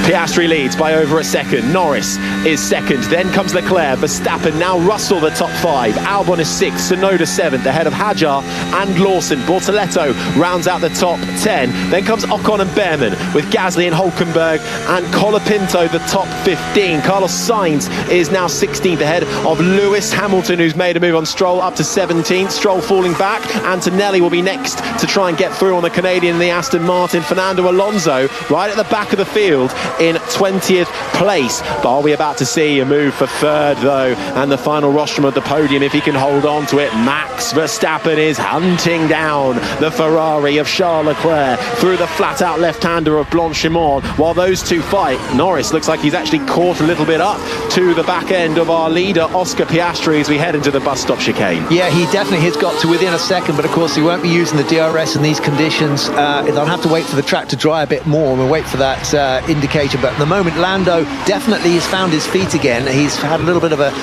rattling moment on the first lap. He would have had to readjust his mind to having lost out from the front row of the grid on pole position, but closing the gap now to Oscar Piastri. How quickly will this track dry out though? Who will want to brave it first if we have a gap in the weather to come into the pit lane and go for a dry tyre, with the slick tyre in this race? That will be the question. There's still an awful lot of spray though being kicked up, especially down that Kemmel Straight, Damon. Yeah, exactly, Harry. I'm starting to see these lighter grey patches appearing on certain parts of the circuit. It's going to dry. Once you start doing that, it goes very quickly. As you're watching them exit the top of Lecumbe down to Rivage, you can already see a kind of much drier line as we're watching them go slithering around. Max sliding a bit wide, trying a move on Charles Leclerc. Leclerc didn't have the best of X's, I think, out through Rivage, through Jackie X curve. There's a bit of a gap between Leclerc and Lando Norris in second, who is now focusing to try and catch up with his teammate. Meanwhile, Leclerc is rather looking in his mirrors at Max Verstappen, who is hunting him down. Then comes George Russell, and Alex Albon has settled into 6th now. Yuki Tsunoda is 7th. The two racing bulls of Hadjar and Lawson, with Gabriel Bortoletto, round out the top 10. Yeah, so the line is definitely starting to appear, and the cars are sliding around a bit as they start to use the dry part of the circuit. These intermediate tyres don't like the dry tracks we saw from Silverstone, you remember that. But they are coming very, very quickly towards the rate of the track drying is meaning that it's going to be a lap or two before they go onto slick tyres. One of the things that I heard Lando Norris mention to his engineer was he worried about the exit of the pit lane, because that bit won't dry so easily without cars going over it. And if you come out of the pit lane on slicks, even though you've got slicks on, that little part of the track can be very treacherous. Further back of the pack, always a treacherous place to be, but Lewis Hamilton is trying to find his way through at the bus stop chicane, moves to the inside of the man he replaced with that team late on the brakes. Carlos Sainz in the Williams has to fight back. Meanwhile, Kimi Antonelli gets his braking all wrong and has to cut the chicane, rejoins behind the fighting pair. Hamilton ahead of Carlos Sainz now and up into 16th spot. Ahead of them is Pierre Gasly's Alpine, is onto the brakes into La Source. Carlos Sainz almost into the back of Lewis Hamilton, but they all survive it and make their way through. Colapinto, I should say, it was in 15th, then Hamilton, then Sainz.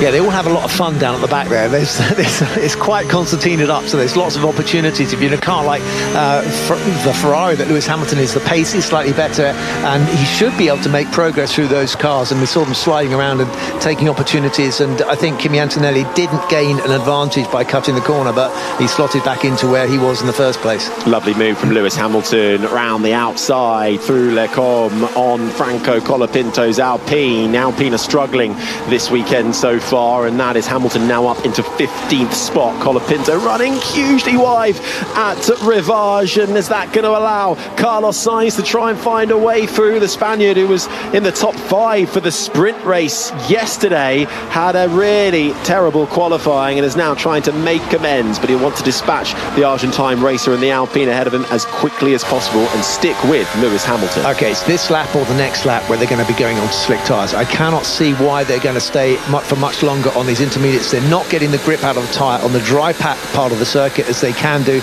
if they were on. They're all looking for wet patches as well, so they can cool the tyre down if they run through the wet patch. So they're all over the place at the moment, trying to keep on top of these intermediates who are now starting to break up, as we saw.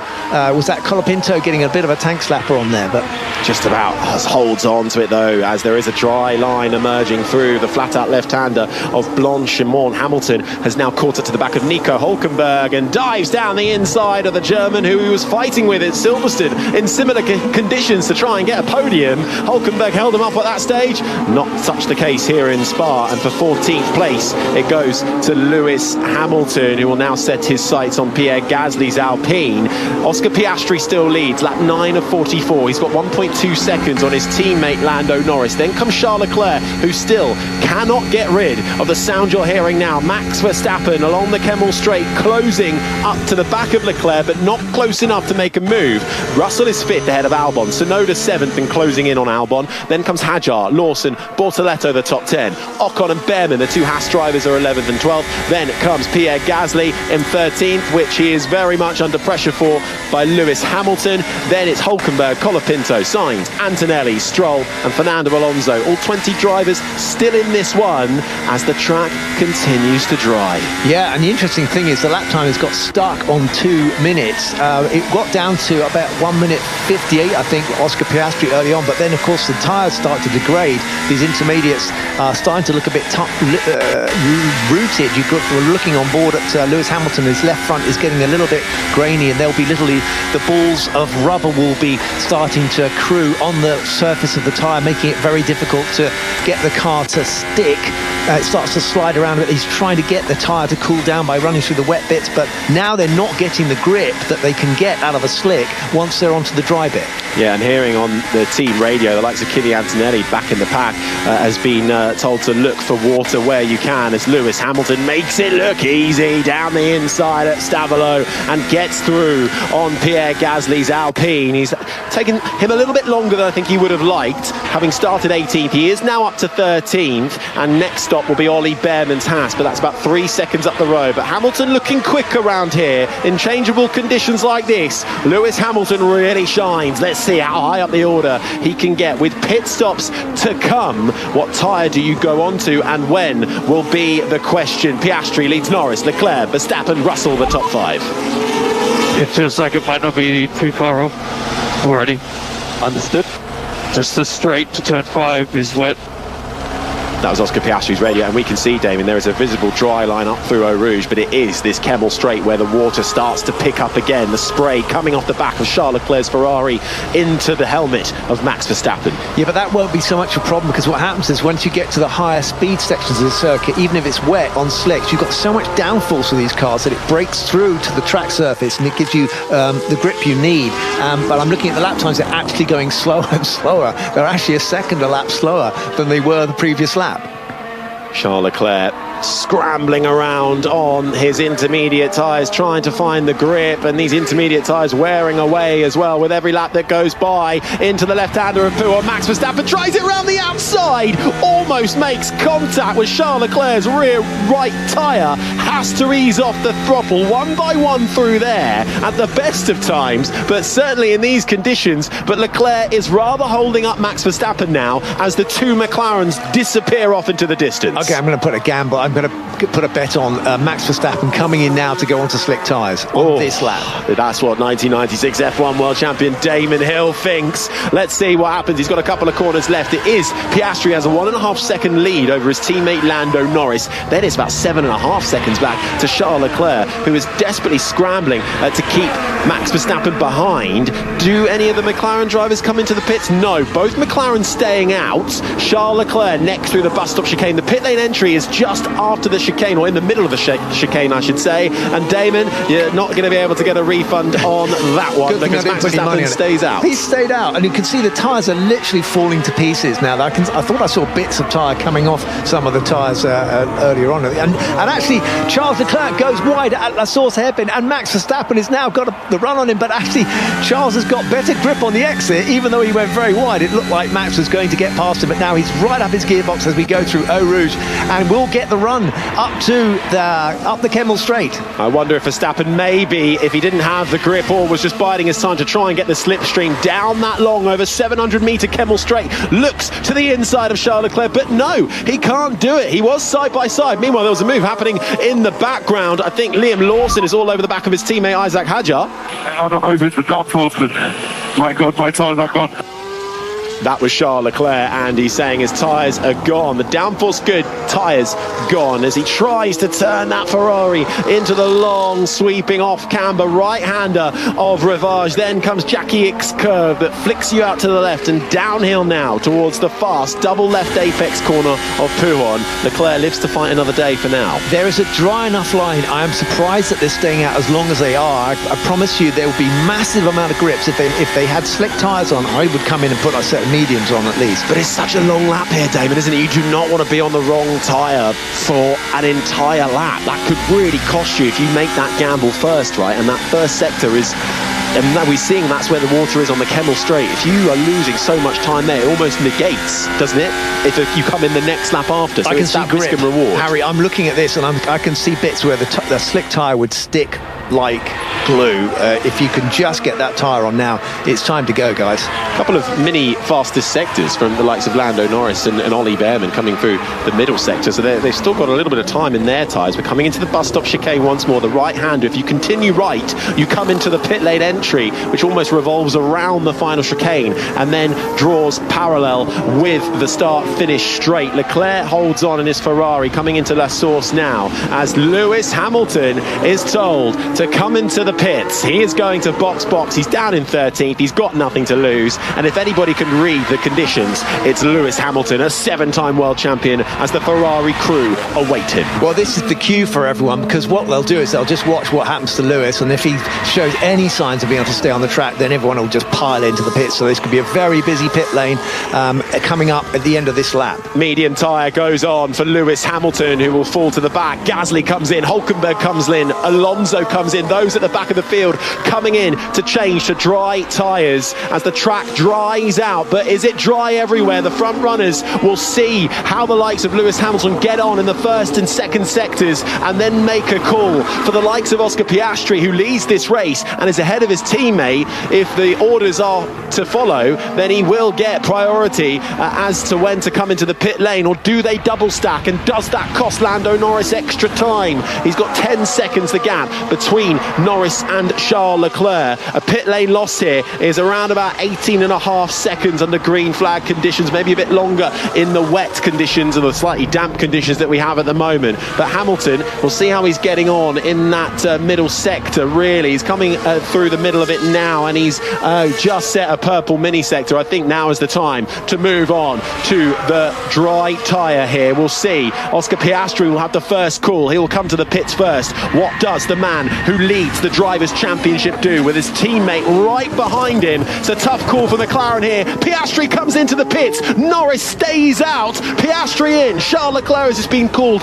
to come into the box as well, as Piastri slows down to 80 kilometres an hour. The pit lane speed limit meets his McLaren mechanics, and the car is lifted up onto the jacks, and it's a slightly delayed slot stop, but not too bad. 2.8 seconds for Oscar Piastri, who gets back out there as Leclerc comes in. So too does Max Verstappen, also in. Verstappen will be hoping to jump Charles Leclerc here in the pits, as he is released just into the path of the Williams of Alex Albon. The stewards might have a look at that, but Lando Norris takes over the lead of this Grand Prix. He hasn't pitted, his teammate has. His teammate emerges in second position. This is bad news for Lando, but it was Oscar's prerogative to come in first. He was leading the race, and so he got the first pit stop. I think he'll be taking chunks of time out of Lando Norris there when he comes out, and we're looking at Lewis Hamilton's middle sectors, and he's already eating off 4 seconds.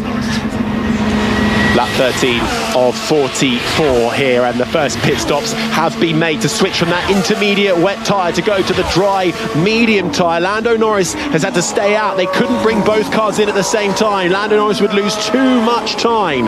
Oscar Piastri has emerged after pitting in second spot. He will inherit the lead once more when Lando Norris comes into the pits, which you'd expect will happen at the end of this lap. He's just coming into the final sector now. Those who also didn't pit, Tsunoda had to stay out. So too did one of the Haas cars. Esteban Ocon, I believe, had to stay out as well. So we'll see how they feed out. But Lewis Hamilton was the man who made the call first, and then everybody followed. He did a 2-minute 12-second lap with a pit stop. So, you know, he's going to be he's on the right tyre. He's done the right thing.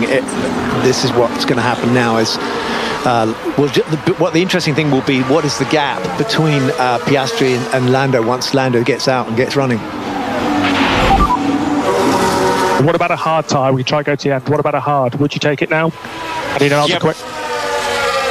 Lando Norris then is into the pits. He's decided to put on the hard tyre and tries going all the way to the end, but it's a slow pit stop as there's chaos further back in the midfield. 3 cars going side by side. Norris then coming out of the pit lane. We're going to continue coverage of this Belgian Grand Prix as Piastri retakes the lead ahead of his teammate Lando Norris. We'll continue live and uninterrupted on Sports Extra 2, but for now we'll hand you back over to Katie Smith. Right, lap 14 of 44 here at the Belgian Grand Prix. Oscar Piastri back in the lead of this race on the medium tyre. Lando Norris then doing kind of what he had to do. They've locked themselves in to that one stop, going all the way to the end. They will try on the harder compound of tyre. Then Charles Leclerc is in third, still ahead to the frustrations of Max Verstappen. Then comes George Russell. Alex Albon is sick. Lewis Hamilton made the gamble and rocketed right up the order from the back of the pack. He pitted first and he's now up to 7th. Then comes Lawson. Hulkenberg pitted early too. He's up to 9th. Experience proving beneficial here with the top 10 rounded out by Gabriel Bortoleto. But Damon, it was a slow stop for Lando Norris, that front left. Yeah, I'm just watching the front left didn't quite go on first time, so he lost a little bit of time, but in these conditions actually the key thing is this choice of tyre, going to the hard tyre. He's eliminated the need to stop, potentially the need to stop, and he's going straight to the end. So a hard tyre, will it work? We're going to watch. We're going to find out very, very soon. But if Oscar Piastri can't make his tyre last, then he will have to put in another pit stop. So this is a key moment of the race as far as the battle between Lando Norris and Oscar Piastri goes. No hurry here. Just keep it on track. So Norris playing the long game then to try and eke that hard all the way to the end, and the hard side designed to go longer into this race. Oscar Piastri on the medium tyre will have to really nurse those tyres and now try and build some sort of gap. Leclerc is third, Verstappen fourth, Russell fifth. Just want to make the point that the lap time now, Oscar Piastri's fastest lap times of 10 seconds faster, 12 seconds faster than what he was doing on the previous tyre. So that is the importance of coming in a lap early for the pit stop. I mean, you're going to take 10 seconds out of someone, bang, like that. It's really, really important to come in at the right moment. I think they could have probably come in one lap before because nobody seems to be having trouble in these conditions on slick tyres. The big losers here are the likes of Tsunoda, who's fallen down to 12th, Behrman down to 14th, Hadjar down to 16th, Antonelli didn't really make any gains, Sainz down to 19th, Ocon has fallen all the way down to 20th. Now, Lewis Hamilton, who was almost last and came in to put on a new set of tyres, is now 7th and setting up the fastest lap time of the race. Hamilton has come alive here at the Belgian Grand Prix. Let's head over to 5 Live's race centre. Andrew, I mean, chaos for a couple of laps while the pit stops and the changeover sequence happened. And really, I suppose, Lando Norris forced to take the hard tyre. The only option he could reasonably take? Well, it wasn't the only option, but certainly it gives him sort of a different divergent strategy to his teammate. Otherwise, he'd have come out on the same tyre and we would have lost a lot of time because of that extra lap on the intermediates, and his race would have been a bit over, really. This is their option to maybe get the race back into their control by doing this one stop. We don't know whether the tyres will make it to the end, of course, the hard tyres, but it sets up really intriguing last 30 laps of the race. Meanwhile, it looks like Charles Leclerc, having weathered those early laps on his low downforce setup on the Ferrari, he's now got a dry track and a car that's fast on the straight. That's really good news for him in third place, because we saw yesterday in the sprint how hard it is to overtake at Spa despite the straights. And what a start to the race for Lewis Hamilton up in 7th place with some great overtaking moves in very unconventional places when the track was wet. An early stop for slick tyres, and now look at him in 7th place. He's really rescued his weekend, which was pretty dismal until now with this opening stint of the race. Yeah, knocked out an SQ1 for the sprint and having to start right at the back. Was due a pit lane start for this Grand Prix after being knocked out for track limits violation in Q1 for Grand Prix qualifying, but has resurrected something. But there's still time to go here. Lap 16 of 44, and Max Verstappen has taken the fastest lap of the race as he continues to hunt down Charles Leclerc, who was holding on by the skin of his teeth to third place on the intermediate tyre. And then the call to come into the pits came for Leclerc, and Ferrari managing to get him back out and ahead of Max Verstappen. This is all helping the two McLarens get away from that gaggle behind them. Piastri, the biggest beneficiary so far on the medium tyre, but his teammate now on the alternate strategy, going for the hard tyre. And it'll be interesting to see how hard these tyres, how long I should say, these tyres last for. Leclerc is third, then comes Verstappen, Russell up to fifth, Albon is sixth, Hamilton up 11 positions to seventh, then comes Liam Lawson in eighth, Hulkenberg's up 5 positions to ninth, Gabriel Bortoleto making it 2 Saubers in the points right now, Gasly's 11th, Tsunoda's 12th. The clipping on the main slate is shockingly. It's so bad. Understood. So it's Max Verstappen, who doesn't sound particularly happy with the clipping, Damon, on his car. Is that when he's sort of hitting the rev limiter? Yeah, it could be, or it could be that it's actually starting to derate or charge up the battery. But I think he means the revs. Basically, he's going too fast on the straights, which sounds a bit mad. But he hasn't got enough of a gear ratio at the top, so he probably could have benefited. Well, even though he put a heavier wing on, I'm surprised that he's getting to the point where he's running out of revs at the end of the straight. Well, he's fourth at the moment, 1.3 seconds back on actually Leclerc, and falling into the clutches of Max Verstappen. DRS has been enabled, by the way, the drag reduction system, so when you're within a second of the car in front at the detection point, down the start-finish straight and down the Kemmel straight, you'll be able to open your rear wing flap and get a kilometre-an-hour advantage, which George Russell should be able to get on Max Verstappen. Lewis Hamilton should be able to get on Alex Albon as they close up, but no moves being made there. Tsunoda was 12th, by the way, ahead of Alonso, then Behrman, Colapinto 15th, then comes Hadjar, Antonelli, Stroll, Sainz and Ocon. All 20 drivers still in this one, as every car now has moved from the intermediate to a dry tyre. Everyone on the medium tyre, except for Lando Norris on the hard, as Ollie Behrman speeds past Fernando Alonso's Aston Martin with the aid of DRS down the Kemmel straight and gets his Haas up into 13th spot. So Lando, as an update, both cars will try and get to the end. We think the other car might have to do some pace management to make it work. That's our opportunity. Okay, so that was a radio message from Lando's engineer to Lando, basically explaining that despite the fact that Oscar Piastri ahead of him is on a medium tyre, he is going to try and go to the very end without stopping. Now, I think that's going to be uplifting for Lando, because he knows he's got a harder tyre. Although the pace isn't as good with a harder tyre, there's a big jump between medium and hard. It's 2 steps actually harder so that's an unusual thing. It means that Lando can push. He can push that tyre and try and get that thing. The chances are that he'll be in a better shape by 10 laps from now towards the end of the race. And it also highlights how McLaren are willing and ready to let their 2 drivers who are at the top of the Drivers' Championship battle it out. Oscar Piastri, if he can't get to the end, putting in quick laps, he is going to have to do an awful lot of pace management, and Lando Norris is going to know that, and he might well have a little bit more left in this hard tyre to get past a struggling Piastri. This is really quite tantalising stuff that will play its part in the closing stages of this Grand Prix. And despite having what is technically the slower tyre, Lando has done the fastest time of the race, and that was 3/10 quicker than Oscar Piastri. Oscar will be sitting there now. He'll be slightly anxious because he doesn't know quite how hard he can push. Or Piastri indeed, well, exactly that. Or he might be doing the management early on in this phase while he's got a bit of a gap, and then let Lando Norris close and then push harder on his tyres. That's what you do, Harry, is it? That's what I do if I was a racing driver. Okay, so but there was a reason I'm not a racing driver.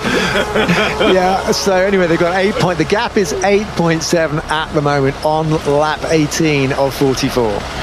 And behind them is Leclerc, who's about 5 seconds back from Lando Norris. He's managed to really hold on to that third place. He's left Verstappen, who might well be struggling with a bit of battery deployment issue, down in 4th. Then comes George Russell in 5th, Alex Albon in 6th. He's still got Lewis Hamilton behind him, though. So Hamilton, having managed to pit first ahead of everybody, has jumped up the order, but he's become rather stuck behind Alex Albon for the time being. It's about a second back now from the Thai driver. Then it's Lawson, Hulkenberg and Bortoleto. The top 10.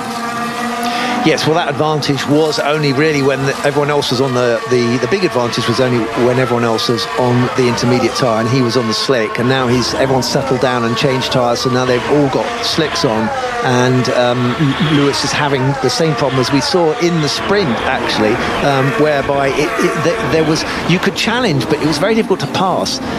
So even with DRS, because you get a DRS train as well, so when they're only separated by a second, which is the case with Lewis, they're almost within a second that lot. So it's very difficult to actually use that slipstream effect by the end of the start and finish straight. Another fastest lap for Lando Norris last time around, couple of tenths quicker than teammate Oscar Piastri, lap 19 of 44 in what started as a damp and dreary wet Spa-Francorchamps Belgian Grand Prix has now cleared up nicely. Still a few grey overhanging clouds above us, but the dry line has appeared, the changeover has come from intermediates to wets, and it's Oscar Piastri who leads, but there's some nice fights building in the midfield. Kimi Antonelli is desperately trying to get through on Franco Colapinto for 15th place. Isaac Hadjar, fortunately for him, he's been rather caught out by the pit stops and has fallen all the way down to 19th spot. He was inside the top 10, is now struggling to get past Carlos Sainz. That Williams, so good in a straight line, Hadjar hasn't been able to find a way through yet. And Esteban Ocon, again, he was just on the fringes of the points. Big loser for the Haas driver, down to 20th and last, about 7 seconds adrift of the rest of the field. Here's Gabriel Bortoleto in 10th. Nico needs to overtake him, man. If not, let me go. Okay, we are managing that here. So a bit of driver management then going on for the Sauber team. Nico Hulkenberg pitted just after Lewis Hamilton on the same lap, and from the back, much like Hamilton, Hulkenberg has got himself up into the points in 9th. He's just ahead of his teammate Gabriel Bortoleto, who has also managed to stay where he was. He was 10th when he pitted and 10th when he rejoined. So it's been a stalemate for Gabriel Bortoleto, but he's now behind his teammate, which you won't be too flattered by, having out-qualified him. And of course, it was Hulkenberg who took the plaudits last time out with a podium place. Bortoleto will be very, very keen to get his second point score of the season. And indeed, Nico Hulkenberg has just been told to swap positions at the end of the Kemmel Straight. If he cannot get by Liam Lawson, he can't. He's dropped back 1.5 seconds. Meanwhile, Bortoleto is within DRS range, up and over the hill at Radion, down the Kemmel Straight with the aid of DRS. Will Hulkenberg make this easy for his teammate? These two do get on well. Experience versus youth, and Hulkenberg does duly follow team orders, and through goes Bortoleto up into 9th. He'll now set his sights on Liam Lawson's Racing Bulls. That was a mature gentleman thing to do, wasn't it? He let the I've got my podium, it's okay.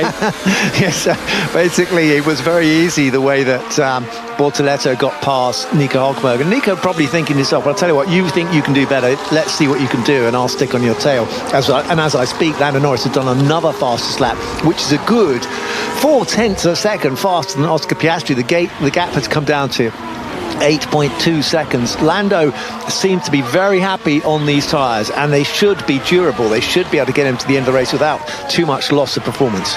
While Hulkenberg was duly following team orders, Kimi Antonelli was racing past the Alpine of Franco Colapinto on his way to 15th spot. So Antonelli now up inside the top 15. It's lap 21 of 44. We are now past the halfway stage of approaching the halfway stage of this race. It's Piastri who leads by 8.1 seconds, but Piastri is on the medium tyre, whilst the quicker tyre, it will degrade more so earlier on than his teammate Lando Norris, who went onto the hard tyre and will be trying to get to the end. But it's Norris who's been pumping in the fastest lap times. Leclerc is third, then comes Verstappen, Russell, Albon, Lawson, Albon, Hamilton, then Lawson. The two Saubers of Bortoleto and Hulkenberg make up the top 10. Gasly, Tsunoda, Behrman, Alonso, Antonelli the top 15. Colapinto, Stroll, Sainz and Hadjar actually, who's coming into the pits because he's making next to no progress. Esteban Ocon then will move up to 19. What does Isaac Hadjar do then here? Heads to his pit lane, gets rid of his medium tyres and puts on a fresh set of hard tyres. Hadjar then will go to the end and hope for something to rocket himself back up the order. Well, Harry, the thing is, I think that the logic behind that is that he's come in with the medium tyre thinking, I'm not going to get to the end, I can't push hard enough on it, so I've got to put the hard tyre on at least I can see what it will do, and I can make some progress. If everyone else is struggling at the end, I will pick up some places. He probably won't get into the points from there. And Oscar, what you're doing looks good. It's your call really on whether we try and get to the end on this tyre or we consider a pit stop for another one. At the moment, I think try to get to the end. I could put a little bit of sag already, so I think it will be tough to get to the end. Oscar Piastri thinks it will be tough to get to the end of this race without another pit stop. The question is, if he does pit, does Lando Norris stay out, take the lead and win this race, having not had to pit again, or will the hard tyre also degrade a little bit, enough for Norris to also come into the pits? That is all still to be decided. Lap 22 of 44. The two McLarens have left the rest of the field adrift, but now there are some gaps really starting to form inside that top 10. Bortoletto, having got in front of his teammate Hulkenberg, hasn't really managed to make any progress catching up to Liam Lawson. However, he has left teammate Hulkenberg behind by a couple of seconds, down in 10th. So, you know, I mean, we're making a bit of an assumption, because Lando Norris has done 7 laps on these tyres and they've still got, 22 laps to go. So that's 29 laps. But we've seen before how George Russell eked out an entire race on a set of hard tyres. Was it last year? Anyway, last year he swapped from the medium to the hards and did he stopped the medium to hard on lap 10 and made it all the way to the end. Yeah, so there you go. It can be done, but he had to manage that all the way through the race and actually got disqualified because he'd done so many laps on that set of tyres that it took all the rubber off, and actually the car became underweight because of that. That's something they didn't factor in. But Lando will have an issue to get these tyres to the end, even he's got 8 seconds behind Oscar Piastri, but Oscar may well have to stop. I think it's advantage Lando, but just as I say that, Oscar Piastri's put in the fastest lap of the race, but it's not rapid that much massively quicker than Lando Norris at a 46.3, and even then Lando did a 46.4 just now, which is close enough to stick with him. Lando's not making progress, inroads into Oscar Piastri, but if Oscar has to stop once more, he doesn't have to. No, he doesn't. So I'm just looking at some of the tyre data that we had given to us. The medium tyre should be good for 25 laps and then start to envisage some sort of degradation. The hard for anything longer. But that, of course, is data taken from the build-up of the weekend. Because we had the rain basically rub away or wash away all the rubber on the track, that can well then slightly change how long you're able to make the tyre last in different levels of tyre management. Carlos Sainz has just said the medium tyre that he is on is degrading fast. Yeah, this is sort of what you expect. When you've got a downpour, you get a lot of rubbish dragged onto the track, and the track is grainy. It's literally got sand in it sometimes. And so the moment you go to the slick tyre picks up all the grit on the tyre and then actually starts to cut the tyre. And also the track can it washes off rubber, which actually stops abrasion on the tyre. It increases grip, but it stops abrasion. If there's no rubber on the track, then the track is more abrasive after a downpour than it is later in the race. So now we've had lots of laps on this circuit with guys with slicks. The track is becoming less abrasive and slightly grippier. But the damage is already done to these tyres. The guys that are on medium tyres have already suffered that damage, and it's questionable as to whether they'll get all the way to the end of this race. Lap 24 of 44. Piastri leads his teammate by just over 8 seconds. Then comes Norris, then it's Leclerc, a further 8 seconds behind. Verstappen is 4th, ahead of Russell. Albon is 6th. Then comes Lewis Hamilton in 7th, with Liam Lawson 8th, and the two Saubers of Bortoletto and Hulkenberg rounding out the top 10. Pierre Gasly is in 11th. Then comes Yuki Tsunoda in 12th, with Ollie Behrman 13th. Fernando Alonso is 14th, Kimi Antonelli the top 15, Lance Stroll is 16th, having just picked off Franco Colapinto. Carlos Sainz is struggling down in 18th, Esteban Ocon 19th, and Isaac Hadjar, who came in for a second pit stop, is now down 20th and last. 16 seconds adrift of the field, but he's on fresh rubber and with clear track ahead of him, so that will be slightly beneficial. So McLaren then seem to be putting the onus a bit on Oscar Piastri about what to do. I suppose he is the driver, he can feel how well the tyre is holding up. Is that the way it should be, Damon? Or if you're Oscar Piastri, would you want the team to be a little bit more, no, this is what's going to work, this is what the data supports? Or as a driver, you would actually, no, leave it with me, let's call it as it happens? No, that was a discussion. They were basically sounding each other out. The engineer wants to know what the driver thinks, and the driver doesn't want to commit to one thing or another just yet.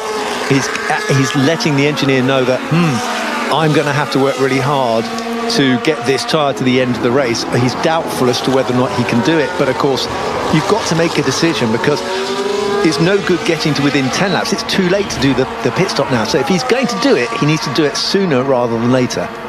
I think I think Oscar Piastri needed to push from the get-go to try and create a 20-second gap, if he could have done that, if he was going to allow himself to do that second pit stop, by staying out for as long as he had. And the gap has stayed in and around 8 seconds since the pit stops. Yeah.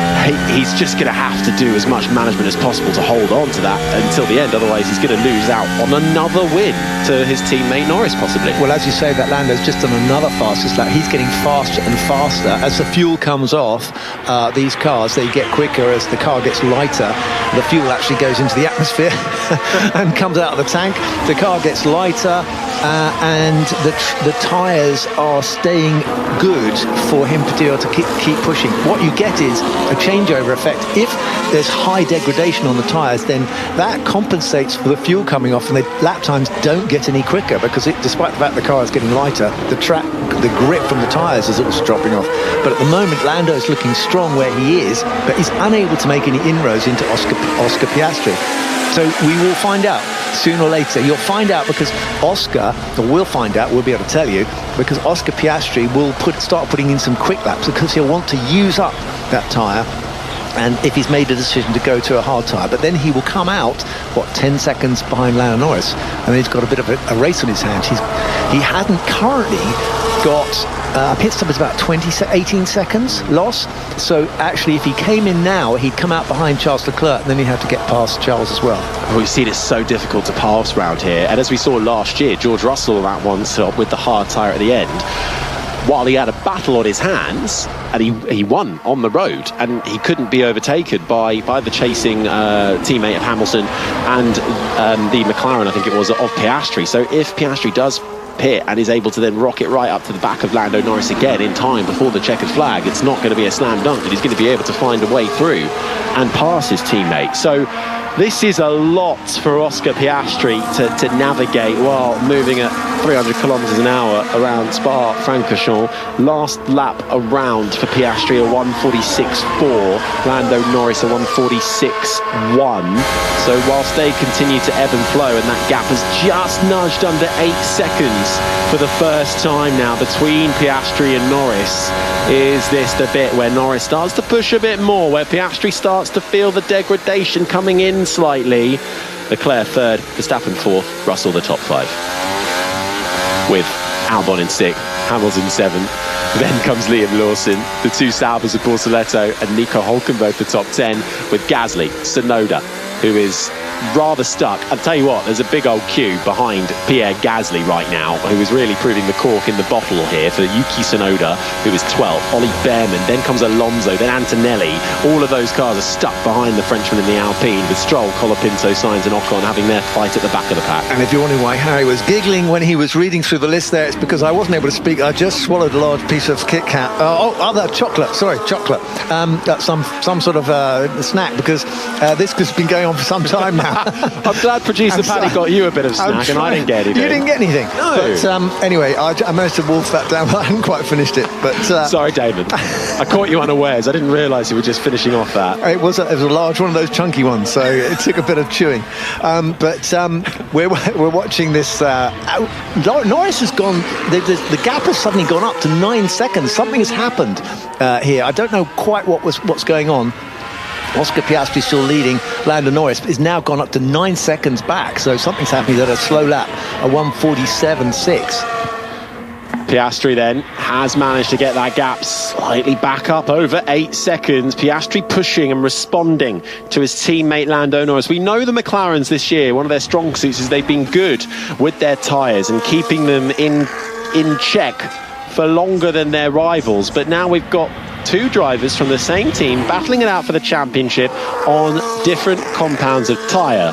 One who started this race on pole position but was overtaken in the wet, rainy conditions by his teammate, and Piastri now back under pressure in the long run. This is going to unfold nicely in the closing stages of this Belgian Grand Prix. Knew it would be worth the wait as we finally get back up and running for this Grand Prix. 9.3 seconds now, the gap. Yeah, it has actually come to a little bit of a stasis, or drivers are the pack is not shuffling about quite as much as it was before, and drivers not making big progress as we settle down into this middle part of the race. But what will happen is we're watching Kimi Antonelli going for a pass on Fernando Alonso, which he does quite successfully. So we've seen some overtaking as Kimi Antonelli seems to be finding his feet, making progress through the field. But at the front, I don't know what's going with Lando, but Lando is suddenly going a little bit slower. The gap between Lando and Oscar is growing. It's now 9.2 seconds.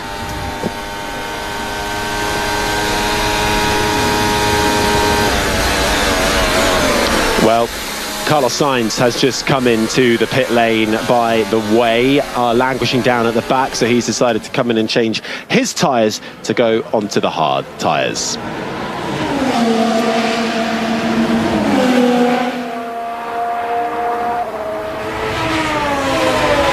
Well, we had to wait a little bit to get it underway, but it's been worth the wait so far. It's lap 28 of 44. The rain is cleared. We're on dry conditions. Oscar Piastri leads his teammate by 9 seconds, but Piastri may well have to make another pit stop. Leclerc, Verstappen, Russell the top five, and it was Lewis Hamilton who spearheaded the charge to change from wets to dries. He's now rocketed up from the back into the top seven. Piastri leads currently, though.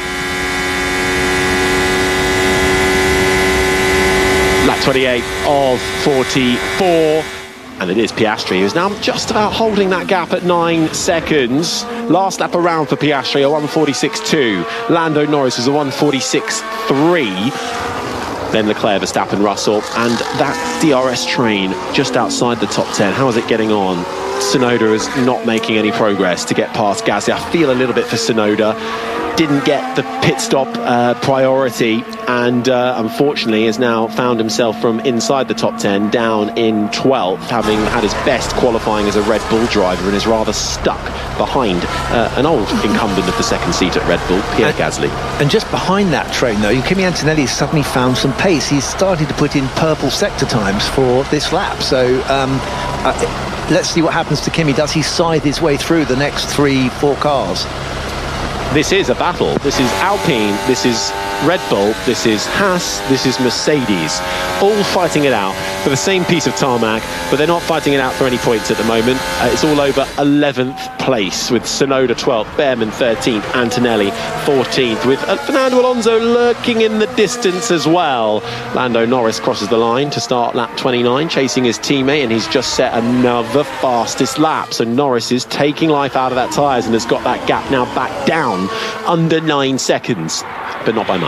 I think something must have happened. We haven't seen it. They haven't seen a replay as to what happened to Lando, but he suddenly lost about 1.5 seconds, and he's now managed to claw it back. So there's nothing too much wrong with his pace. He's able to recover that time, but a little bit of breathing space there maybe for Oscar, as we've got 15 laps to go now in this race. Can he make his tyres, his medium tyres, to Lando's hard tyres last enough, or will he find himself falling off a cliff with regard to grip in the last few laps of this race, allowing Lando to close that gap from 8.6 seconds as it currently stands?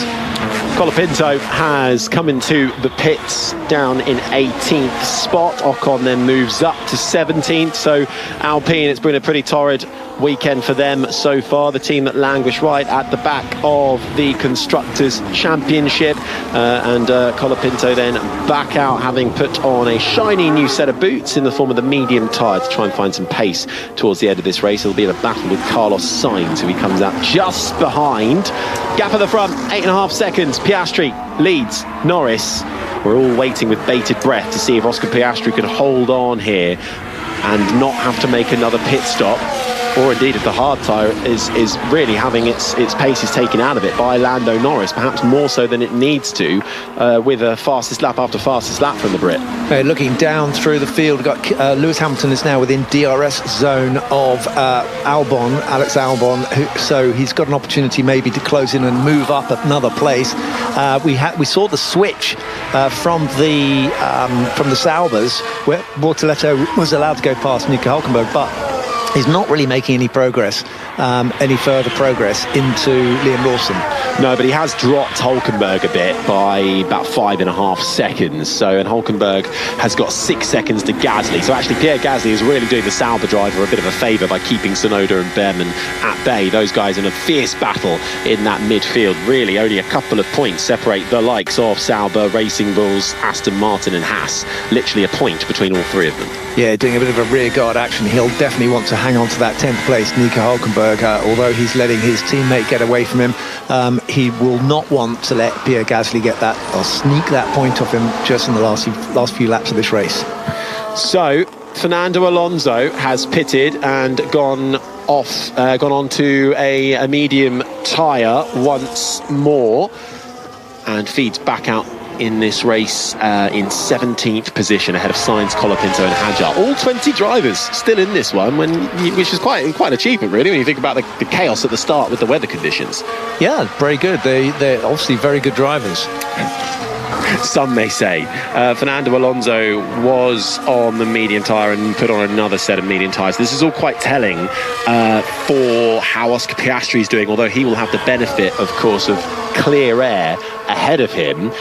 And where's the first bit of traffic that might come a cropper? Isaac Hadjar is the next car ahead of Piastri, but he's coming through the Kemmel Straight. This is the replay we're watching of Lando Norris. He went off at Pujon. He had a bit of a wobbly moment. He took to the escape road and he returned back onto the track. They'll delete his lap time, but that won't make any difference. What happened there was he must have got on a little bit of wet bit of the circuit as he was turning in, and that's the reason why Lando lost a 1.5 seconds. It was up to 9 seconds, the gap between Piastri and Lando Norris. It's now down to 8 seconds once more, 8.3. But that's kind of where it's been, there or thereabouts, really, since they exited the pit lane. So Oscar Piastri could well be driving the race of his life here. Yeah, absolutely. And of course, I think that indicates, if Lando went off, it indicates either he wasn't concentrating or he's pushing very hard. And if he's pushing very hard, why is he not making any progress or faster progress into Oscar Piastri's lead? We're seeing second pit stops for those further back in the pack. Kimi Antonelli has got rid of his medium tyres and put on a fresh set as he has nothing to lose once more, and he was stuck in that DRS train with Pierre Gasly, so couldn't find a way past. Better to come into the pits as he peels out just ahead of the Aston Martin of Fernando Alonso, who will have tyres which are 1 lap up to temperature compared to Kimi Antonelli's, and might carry a little bit more momentum over the top of the hill at Raidillon, down the Kemmel Straight with the aid of DRS for Fernando Alonso. Closes up to the back of the Italian in the Mercedes. Can Alonso try and find a way through? No, he can't. Antonelli holds on to it for now.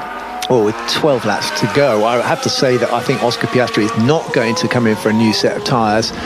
He could come out maybe just ahead of Charles Leclerc if he did do, but it would be a bit of a gamble given that he's already in the lead of this race and he's got time to fritter away. He's got 8 seconds he can use up as a buffer between him and his teammate Lando Norris.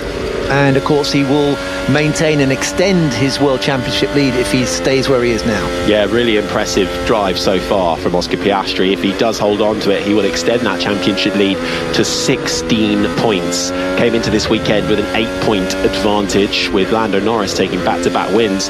First Austria, then Silverstone was closing in on his Australian counterpart. And then we had the sprint race yesterday with Piastri in second, Norris in third, extending that gap by 1 point to 9. And if Piastri could take the full 25 come the close of 44 laps around this Spa-Francorchamps circuit, the gap goes up to 16. We'll be in Budapest next week for the Hungarian Grand Prix, and then we enter our summer break and the mandatory summer shutdown, and we'll reappear about a month later in Italy at the Temple of Speed in Monza, as we really then start to rocket through them when we head further abroad. We'll go to the likes of Baku, to Singapore, to Mexico, Brazil, Vegas, Qatar and Abu Dhabi as the season finale. Still a couple of more sprint weekends to go as well, as we'll have one in Austin, Texas, we'll have one in Sao Paulo, and the finale of the sprints will be at the Lusail circuit in Qatar. And I think this will be a championship that goes all the way to the wire if we continue to have races like this, although the gap is now under 8 seconds for Oscar Piastri, fending off Lando Norris. 7.7 seconds the gap now. Yes, I think, though, Harry, that Lando needs to be doing more than he's doing. He needs to be taking chunks of time out of Oscar's lead. We've only got, it's now 11 laps to go, and he's got a 7-second gap between him. So you can work it out for yourself. That's almost, it's about 0.6 of a second a lap he's going to need to get on Oscar, and he hasn't shown that yet. He had a couple of laps ago put in a lap time that was half a second quicker, but he's not able to continue that. It is possible that Oscar Piastri's tyres really start to fall off the cliff towards the end in the last maybe 3 or 4 laps from now, 5 laps from now. But I think Lando is looking at, if things stay as they are, he's not going to catch Oscar. Lewis Hamilton is closing up to the back of Alex Albon, still can't find a way through. A bit of a move, though, in the top 10. Nico Hülkenberg has come into the pits and relinquished a top 10, and that puts Gasly up into 10th. Tsunoda is still right behind him and cannot find a way through, along with Ollie Behrman, but there is a point up for grabs for those 3 drivers if they can have a nice battle through it. Hülkenberg re-emerges out in 14th, so he wasn't able to hold on. But the longer this goes on and the laps keep ticking off, it's impressive for this man. Deg looked as expected. We still think the best thing is to go to the end on this tyre. Okay, I'm happy with that. Copy, I'm happy with that, is what Oscar Piastri replies to when said the best thing to do is to go to the end on this current tyre. He's on the medium tyre. His teammate switched a lap later when we had the changeover with the wet weather conditions to dry, and went to the hard tyre, but the gap has now fallen down to just over 7 seconds. I think it's the closest it's been so far. It's been in and around the 8-second mark, went briefly up to 9 seconds when Norris had a bit of an off. It's now back down under 8 seconds. Less than 10, just over 10 laps to go. It's the closing stages for Oscar Piastri. But this is the thing with Oscar Piastri. In his first season or so, he did struggle, particularly with tyre management, and really worked hard to develop that particular skill. And I think it's proving dividends here.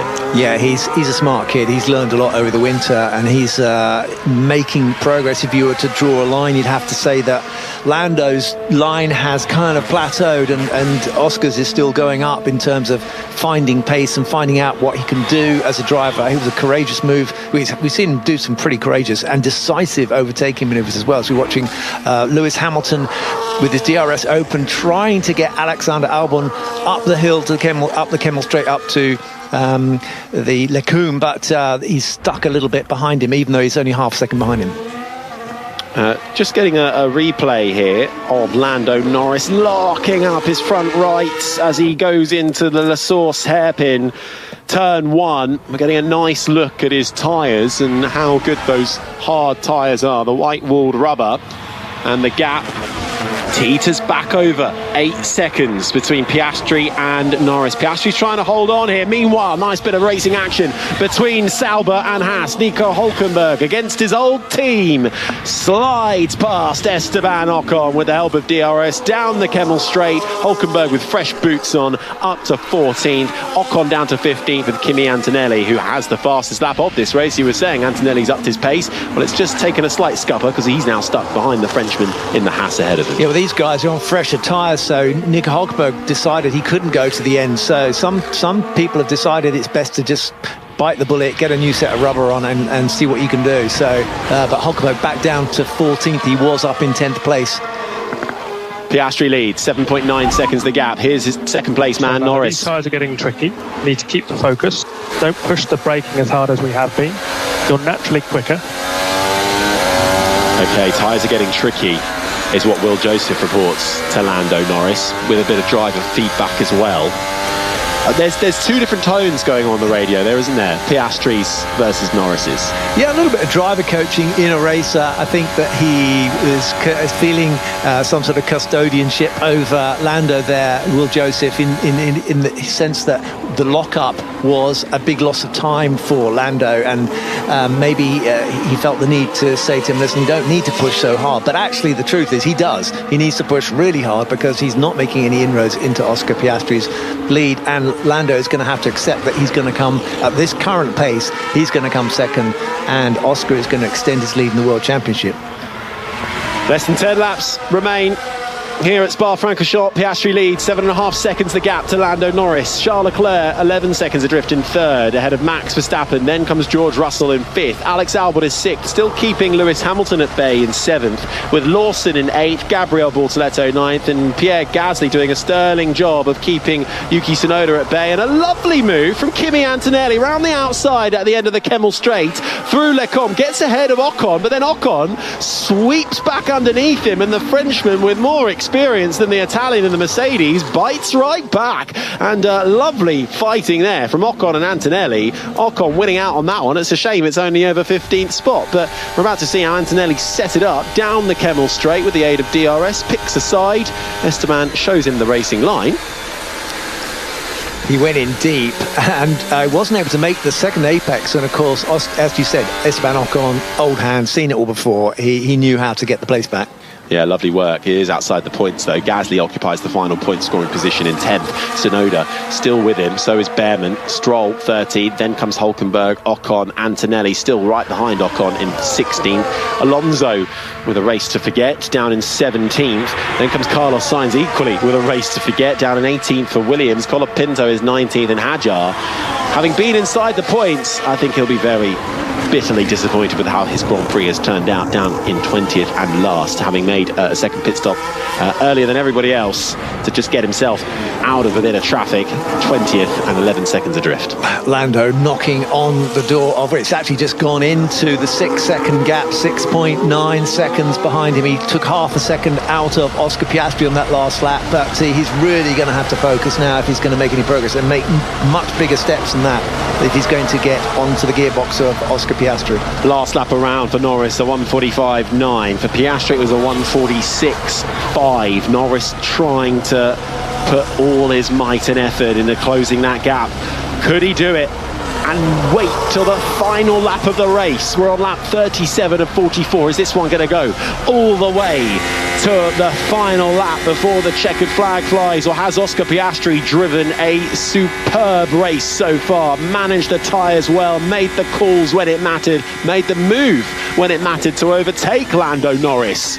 We still have a few more laps to figure out all of those stories. Leclerc looks like he might well hold on to the final place in the podium, and his teammate Lewis Hamilton, well, I'm sure Damon, while he'll be really happy to have made his way up into the points, he's been stuck behind Alex Albon for quite a while now. Alex Albon in the Williams, currently in 6th place. Hamilton just dipping away from the DRS zone, just behind a second as they rise up through Eau Rouge, over the top of the hill at Raidillon. Yeah, all his experience enabled him to take advantage of the wet to dry conditions, and Lewis made rapid progress with his switch to slicks, and as you say, he was catching Alexander Albon, but it seems like he's got stuck now as the tyres start to degrade. He's not able to make any much more progress.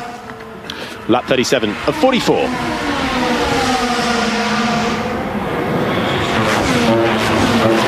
It's turning into a sublime race from Oscar Piastri, but can he hold on to it? That's the question. He's leading this Grand Prix. It's lap 37 of 44, and Lando Norris is closing the gap. Just over 6 seconds now between the two championship rivals. Norris, who started on pole, but Piastri, who has the lead. This one could well go down to the final lap. Lap 38 of 44. Have I sold it enough, Damon? Am I giving it a big sell? That was a big sell, but it's worth it because actually on that lap, Lando took a second out of Oscar Piastri, but he's going to have to do that every lap, and we're watching that with bated breath. He'll have to be down to 5 seconds. It's down to 6.1. It was at 7 not so long ago. Those two still battling it out. Yuki Tsunoda will also be fed up of looking at the rear wing of the pink and blue Alpine of Pierre Gasly, which is currently occupying the final precious point-paying position in 10th. Tsunoda and Ollie Behrman have been right there with him for about the last 10 laps, have not been able to find a way through on Pierre Gasly. Will Tsunoda try and send it down the inside of the bus stop chicane? They're making their way through the fast left-hander of Blanchimont now. A good overtaking spot is the bus stop chicane, but do you do it there or do you wait for the DRS zone? But I suppose that's what they have been doing for the last 10 laps, and they haven't been able to make it work in a straight line. Tsunoda's not close enough to try a move, and neither is Behrman. Yeah, it's been very difficult to pass, hasn't it? You'd normally expect drivers to be able to get a slipstream through the Eau Rouge and up through the Kemmel Straight, but some have managed to do it, but you have to be very, very close to the car in front going through Eau Rouge, it seems, to make it work. As we're watching a replay of Charles Leclerc locking up going into the bus stop chicane, this is the state of things at the moment. Tyres are starting to get rooted, and of course, if he's on a medium tyre, Charles, and I think, as we see this, the gap is now down to 5.5 seconds. Lando is definitely starting to eat into Oscar's lead, and Oscar's probably struggling with his tyres. Verstappen 1.2. Leave me alone, please. Like, I have great information, and then when he's getting close, I have too much information. Keep it constant, don't worry. Charles Leclerc with some feedback to his engineer there. He knows Max Verstappen is right behind him and a second away. He doesn't need to be told that. He's got to concentrate, but he's still got time to have a chat about it. I mean, that's what amazes me about these radio communications. He's feeling the breath, though, the hot breath of Max Verstappen down his neck now as the gap closes between these two. And Max Verstappen, when there's a podium or anything at stake, doesn't give up. And Charles Leclerc is going to have to think of everything he's got and focus completely if he's going to keep Max behind him. Towards Eau Rouge, and a huge elevation change of over 100 metres up and over the hill at the blind left-hand crest of Raidillon. As you carry that momentum down the Kemmel Straight, over 700 metres long, you're greeted with a heavy braking zone into a right-left chicane, Les Combes. This is the sound up to 8th gear for Max Verstappen, not close enough to get the aid of DRS on the back of Charles Leclerc, who has driven a very good race as well. I think it has to be said, certainly when his intermediate tyres were falling off at the start, was able to keep Max Verstappen behind, proving crucial, really. Yeah, it's actually quite unusual to think that Max has not managed to make progress. If you've got Max behind Charles Leclerc, you realise that, and he can't get past and he can't get progress to the car in front. It makes you realise that these cars are very difficult now to race. It seems when they first produced these regulations, they wanted to reduce the loss of downforce, and it worked for a few seasons. But now it seems that I'm hearing the drivers talking about it. They all say that you can be behind a car about 4 or 5 seconds ahead of you, and you still lose too much downforce. So getting close to the car in front is very difficult, and they're going to have to do something or think of what they can do so that we can get closer racing, because what you don't want is when they come to the corners, cars have to split up because they lose their grip.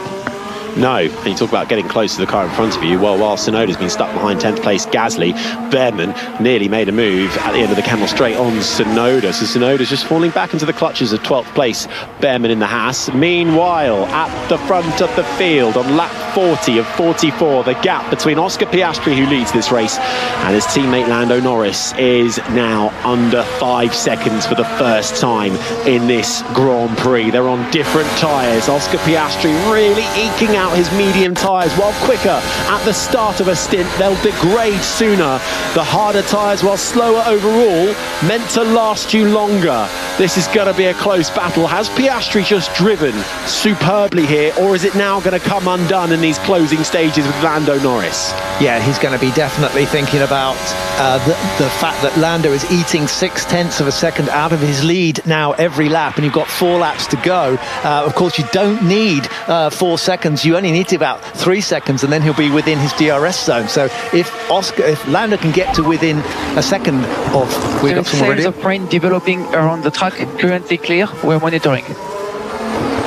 That was Isaac Hadjar being told there's some cells of rain developing around the track. That's what we need, an absolute deluge in the last 4 laps. Excuse me if I haven't been watching my app. Yeah, come on, Damon. I thought this was going to be clear and dry all the way to the end, but a few spots of rain I'm sure won't be a problem. But if it starts to deluge, then everything, all bets are off. With Lando Norris 4 laps to go, he's still 4.4 seconds behind. That's just not enough. He needed to take another half seconds. It's down to 4.3, but he needs to get it into the 2 second gap for there to be a race on.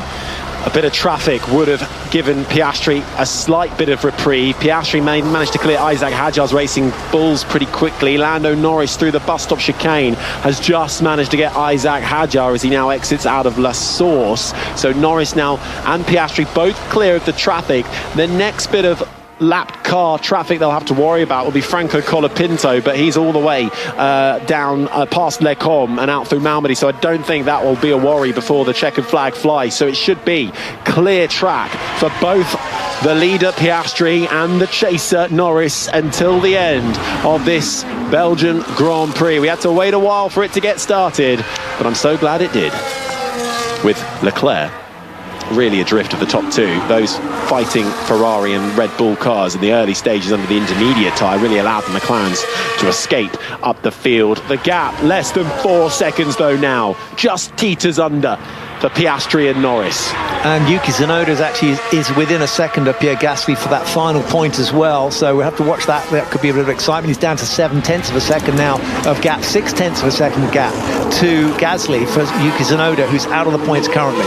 Kimi Antonelli hasn't been able to get past Esteban Ocon, although he momentarily did, and Fernando Alonso is stuck behind both of them over 15th, 16th and 17th position as they come through La Source now. Bit of a lock-up on the front right for Kimi Antonelli, slight bit of frustration, degradation creeping in, although these runners towards the back had a second pit stop to get rid of their old rubber and exchange it for new.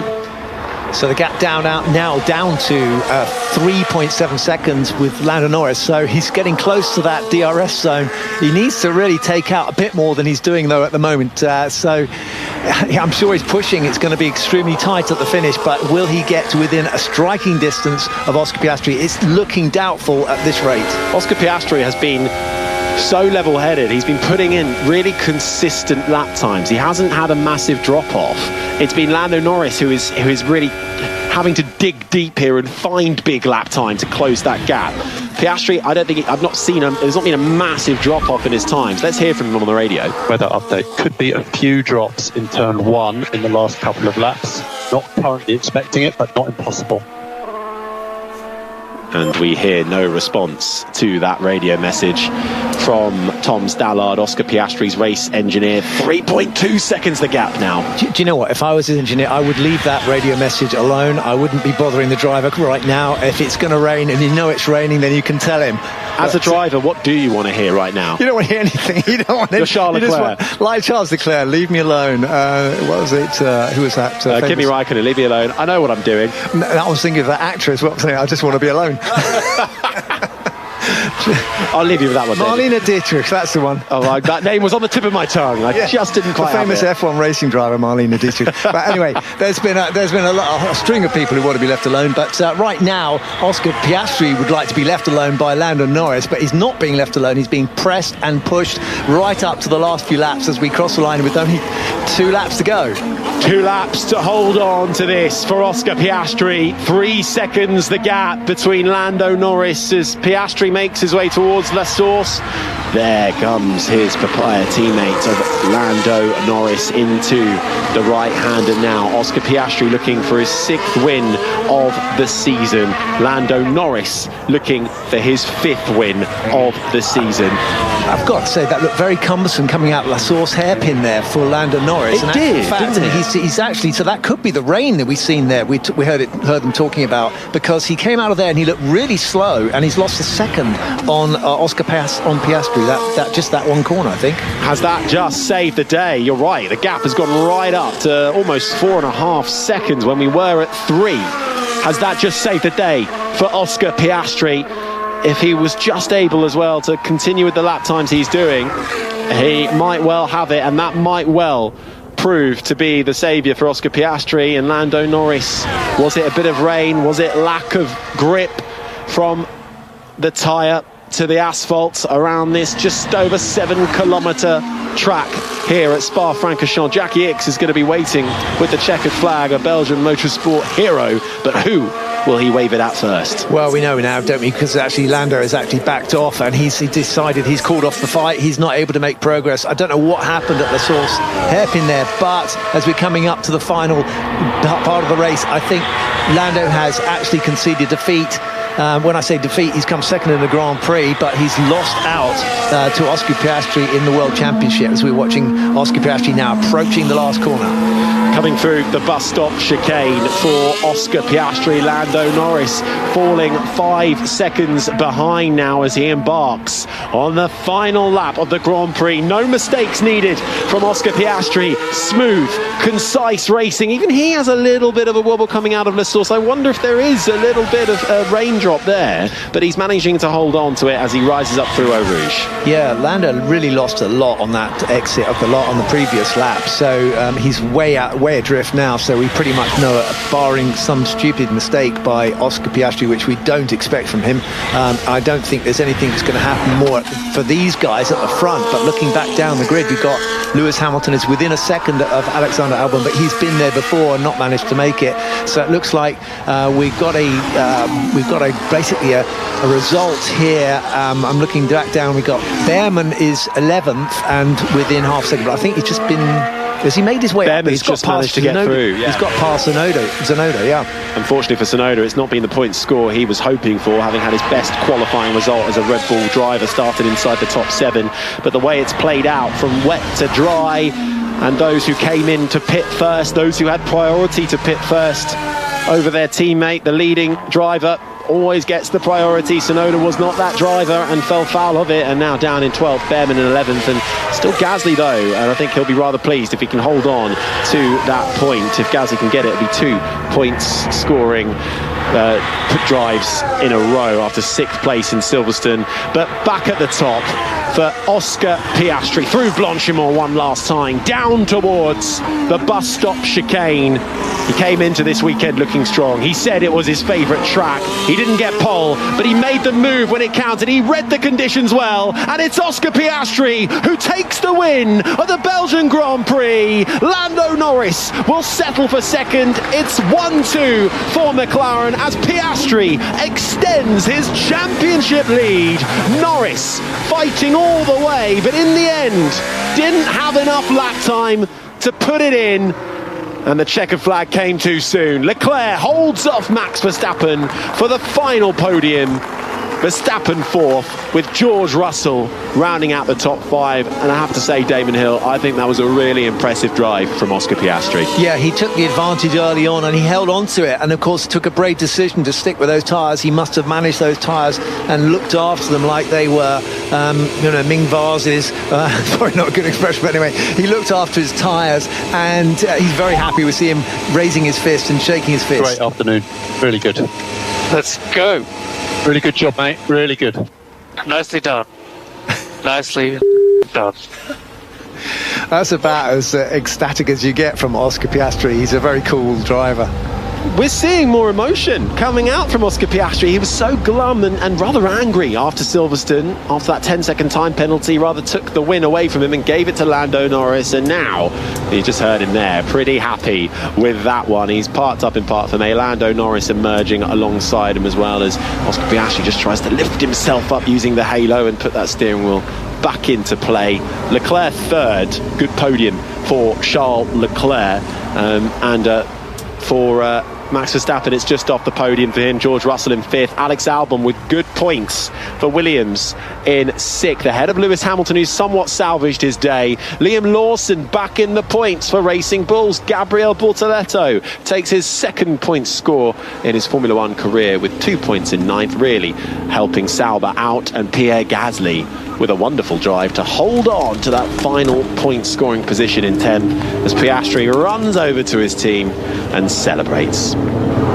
Yeah, I think that we saw some graphics about drive of the day. I think Lewis Hamilton was trending very highly up there, sort of driver of the day. But you have to say, I think that the guy that should be getting all the plaudits is Oscar Piastri for what he did today. He did a bold move. We want to hear from Lando about his battery pack issue and his deployment on the first lap, because that was the opportunity that Oscar needed to get past him, and actually Lando kept pressure on him all the way with his decision to be on hard tyres. But well, as they celebrate in Parc Fermé, We had to wait, but we got a thrilling race in Belgium, won by Oscar Piastri, who made a move on track when it mattered, managed his tyres superbly, made no mistakes. But a possible champion's drive for Oscar Piastri, who extends his lead in the title. Lando Norris second, with Charles Leclerc third. Right, sorry David, we had to cut you off there with a 5 Live update. I understand. I'm looking at the cricket as well. I'm trying to see what's going on up there. But anyway, so exciting day for sport, of course. And but we just got confirmation that the driver of the day was Lewis Hamilton. There's still so much love for Lewis out there, and he did do a fantastic job going onto the slicks very early and eating his way past 10 drivers in one lap, I think, almost, and put up a good fight. And he had such a dreadful weekend apart from that. I mean, he'll be buoyed a little bit by that performance and getting back into the points. But really, this race is all about McLaren and these two boys who are fighting out for the World Championship. Oscar, yes, has extended his lead, but Lando's still in there. And it only takes one little slip and suddenly you can get 25 points over your teammate in one hit if anything happens. So the pressure is on. We're watching a replay of Lando going into the last corner or the first corner, I should say, at La Source hairpin and overshooting. It could be that was because of the rain, or maybe spots of rain. He's locked up his tyre. I think we had the wrong angle of it, I think, when we saw it live. Yeah. And you said he looked a little sluggish coming out of La Source, so I wonder if that was it. This is when Will Joseph came on the radio afterwards and said, listen, you don't need to push so hard, do you remember? And actually, they calculate that loss to have been a second, 1.2 seconds, which, of course, is crucial. It got so close towards the end. Lando had another second, it would be perfect. Charles, fantastic drive to get Ferrari back to a podium. I'm guessing with the car that you had today, you were thinking the rain might not suit you and you had to really work in that first stint. How was it with Max behind on the Inters? Max was behind the whole race within 2 seconds, so it's never easy. I knew that the first part of the race was the trickiest one for us because we maybe didn't have the downforce that the McLaren or that Max had, as they compromised a little bit the qualifying to be better in the rain today. But luckily it dried up pretty quickly and then the pace was good. But still, Max was right behind all the whole race. So I'm pretty happy that we managed to keep that third place. Yeah, you pitted the same lap and the crew did a great job to get you back out ahead of Max again. And then the fight continued. We did see it close up. We have Brian on the radio telling you it was 1.2 seconds suddenly, and you wanted to be left alone in that moment. How is it when you've got Max chasing you, even in the dry there, knowing that a podium here is a great result for Ferrari? Yeah, I mean, obviously the pressure is high, especially in those conditions, because as soon as you are 10-15 centimeters out the right line, then it's wet or greasy, and then you can lose the line and do a very big mistake. So at one point I just told Brian to leave me alone, but yeah, obviously he's trying to give me the most information. Sometimes I need them. Today I didn't, and I let him know. And upgrades on the car. Budapest next week, not a sprint race, hoping for a little bit more? I hope so. I mean, honestly, we've had what we expected with this upgrade, and that's really positive. We need to keep learning about how to maximize this new upgrade. It's still pretty new, but it's a good first weekend, and I'm happy that we are on the podium to thank the whole team back in Maranello. So, but we keep pushing, and hopefully we'll put soon a bit more pressure on the McLarens. Yeah, great job, brilliant recovery this weekend. Well done, Charles. Thank you, Rush. Lando, second place today. Really tricky conditions out there. I mean, we got to start with the start. Intermediate tyres, and just looked like a difficulty to find that grip, and in an instant the lead was gone. Yeah, I mean, Oscar just did a good job. Nothing more to say. Committed a bit more through a Rouge and had the slipstream and got the run. So yeah, nothing to complain of. Did a better job in the beginning, and that was it. Nothing more I could do after that point. So yes, I mean, we'd love to be up top, but Oscar deserved it today. Yeah, very evenly matched in terms of pace, but you changed the tyre to the hard. Seemed like a really last-minute question that you were asked, and then a sensible choice to take the hard tyre, and then just a flat-out push to see what you could do. You had a good chase. Yeah. Was it possible if you had kept it perfectly clean? I mean, we saw a big moment at Pouhon, at La Source. It's shoulda, woulda, coulda. So I'm not going to, Oscar deserved it. I'm sure he made a couple of mistakes. So if he drove a perfect race, I couldn't have won today. So I'll review my things. But so happy for the team. Another 1-2. I think our first 1-2 here for many, many years. So nice to bring that back to the team. And a well-deserved result for them and for Oscar too. Yeah, still a great result and a good push. And you've got Budapest next week, which is a circuit I know you love as well. Pole position there last year. You must be looking forward to getting back to it straight away. Yes. No, Budapest is one of the best ones for me in terms of just what I've done there in the past years, and it's where I started my Formula One career. So always good memories, and normally one that suits me a bit better than Spa. So happy with today. Slightly disappointed, but of course looking forward to next week. Well, you can still go and enjoy the celebrations today. Mate. Well done, Lando. Thank you so much. Oscar, what a win. Second on the grid, converted immediately to the race lead. That was commitment on the first lap. How was it behind the wheel?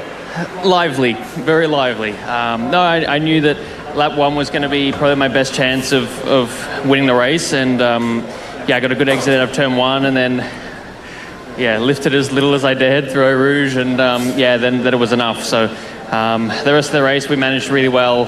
Struggling a little bit at the end. Maybe the medium wasn't the best for the last 5 or 6 laps, but we had it mostly under control, which is what I wanted. And I was pretty disappointed with myself after yesterday, but turns out starting second at Spa is not too bad after all. Yeah, it's worked out well this weekend. So Eau Rouge in damp conditions, I always thought was so difficult as a driver because the reward is huge, but the risk is also huge. How much had you pre-decided you were going to risk it all to try and take that race lead before the lights went out or the race started? Once I knew I was close, to be honest, I was a bit disappointed it was a rolling start because I thought that was going to take away some opportunity, but I got a good exit out of turn 1, was able to stay close, and then when I was that close, I knew that I was just going to lift a little bit less than Lando did and try and keep it on the track. And it was a bit lively up over the hill, but managed to make it stick, and then from there the tow helped me out. So proud of my first lap. Yeah, it was great to watch. Thereafter, medium tyres. Were you happy with that decision when you were told that Lando had switched to the hard? Still work to do? I mean, I kind of had the same plan if I was going to be second. So I kind of knew that was going to be a likely decision for him. I think for me, the medium was the safest tyre to be on at that point. You never know if someone's going to crash and there's a safety car, and then at that point you want a medium for the restart. And also the medium seemed pretty good in the sprint yesterday. So I think it didn't make too much difference. When you're fighting like that 1-2, you're always going to try and get an advantage in one way or another, and I think we did the safest thing. And Budapest, I know it's a good track for Lando, but it was your first win last year, so happy memories to return to very soon. Yeah, definitely. It's going to be exciting to go back. It's a track I enjoy, scene of my first win last year, so I'm looking forward to getting back, and hopefully we can continue the momentum, because this weekend the pace has been incredibly strong. Yeah, go celebrate first. You deserve it. Well done. Oscar Piastri, the race winner. Jolyon Palmer speaking with our top 3. Charles Leclerc third, Lando Norris in second, with Oscar Piastri first. McLaren's 6th 1-2 finish of the season. It's their most since Alain Prost and Ayrton Senna scored 10 1-2 finishes back in 1988. And for Oscar Piastri, well, he extends his championship lead by 16 points. So that is a nice welcome boost for Oscar Piastri as we head straight into racing once more in Budapest next week. You can join us for all of it. We're going to be across 5 Live, previewing, reviewing the weekend and all of the sessions live. But for now, my thanks to Damon Hill, my thanks to Andrew Benson.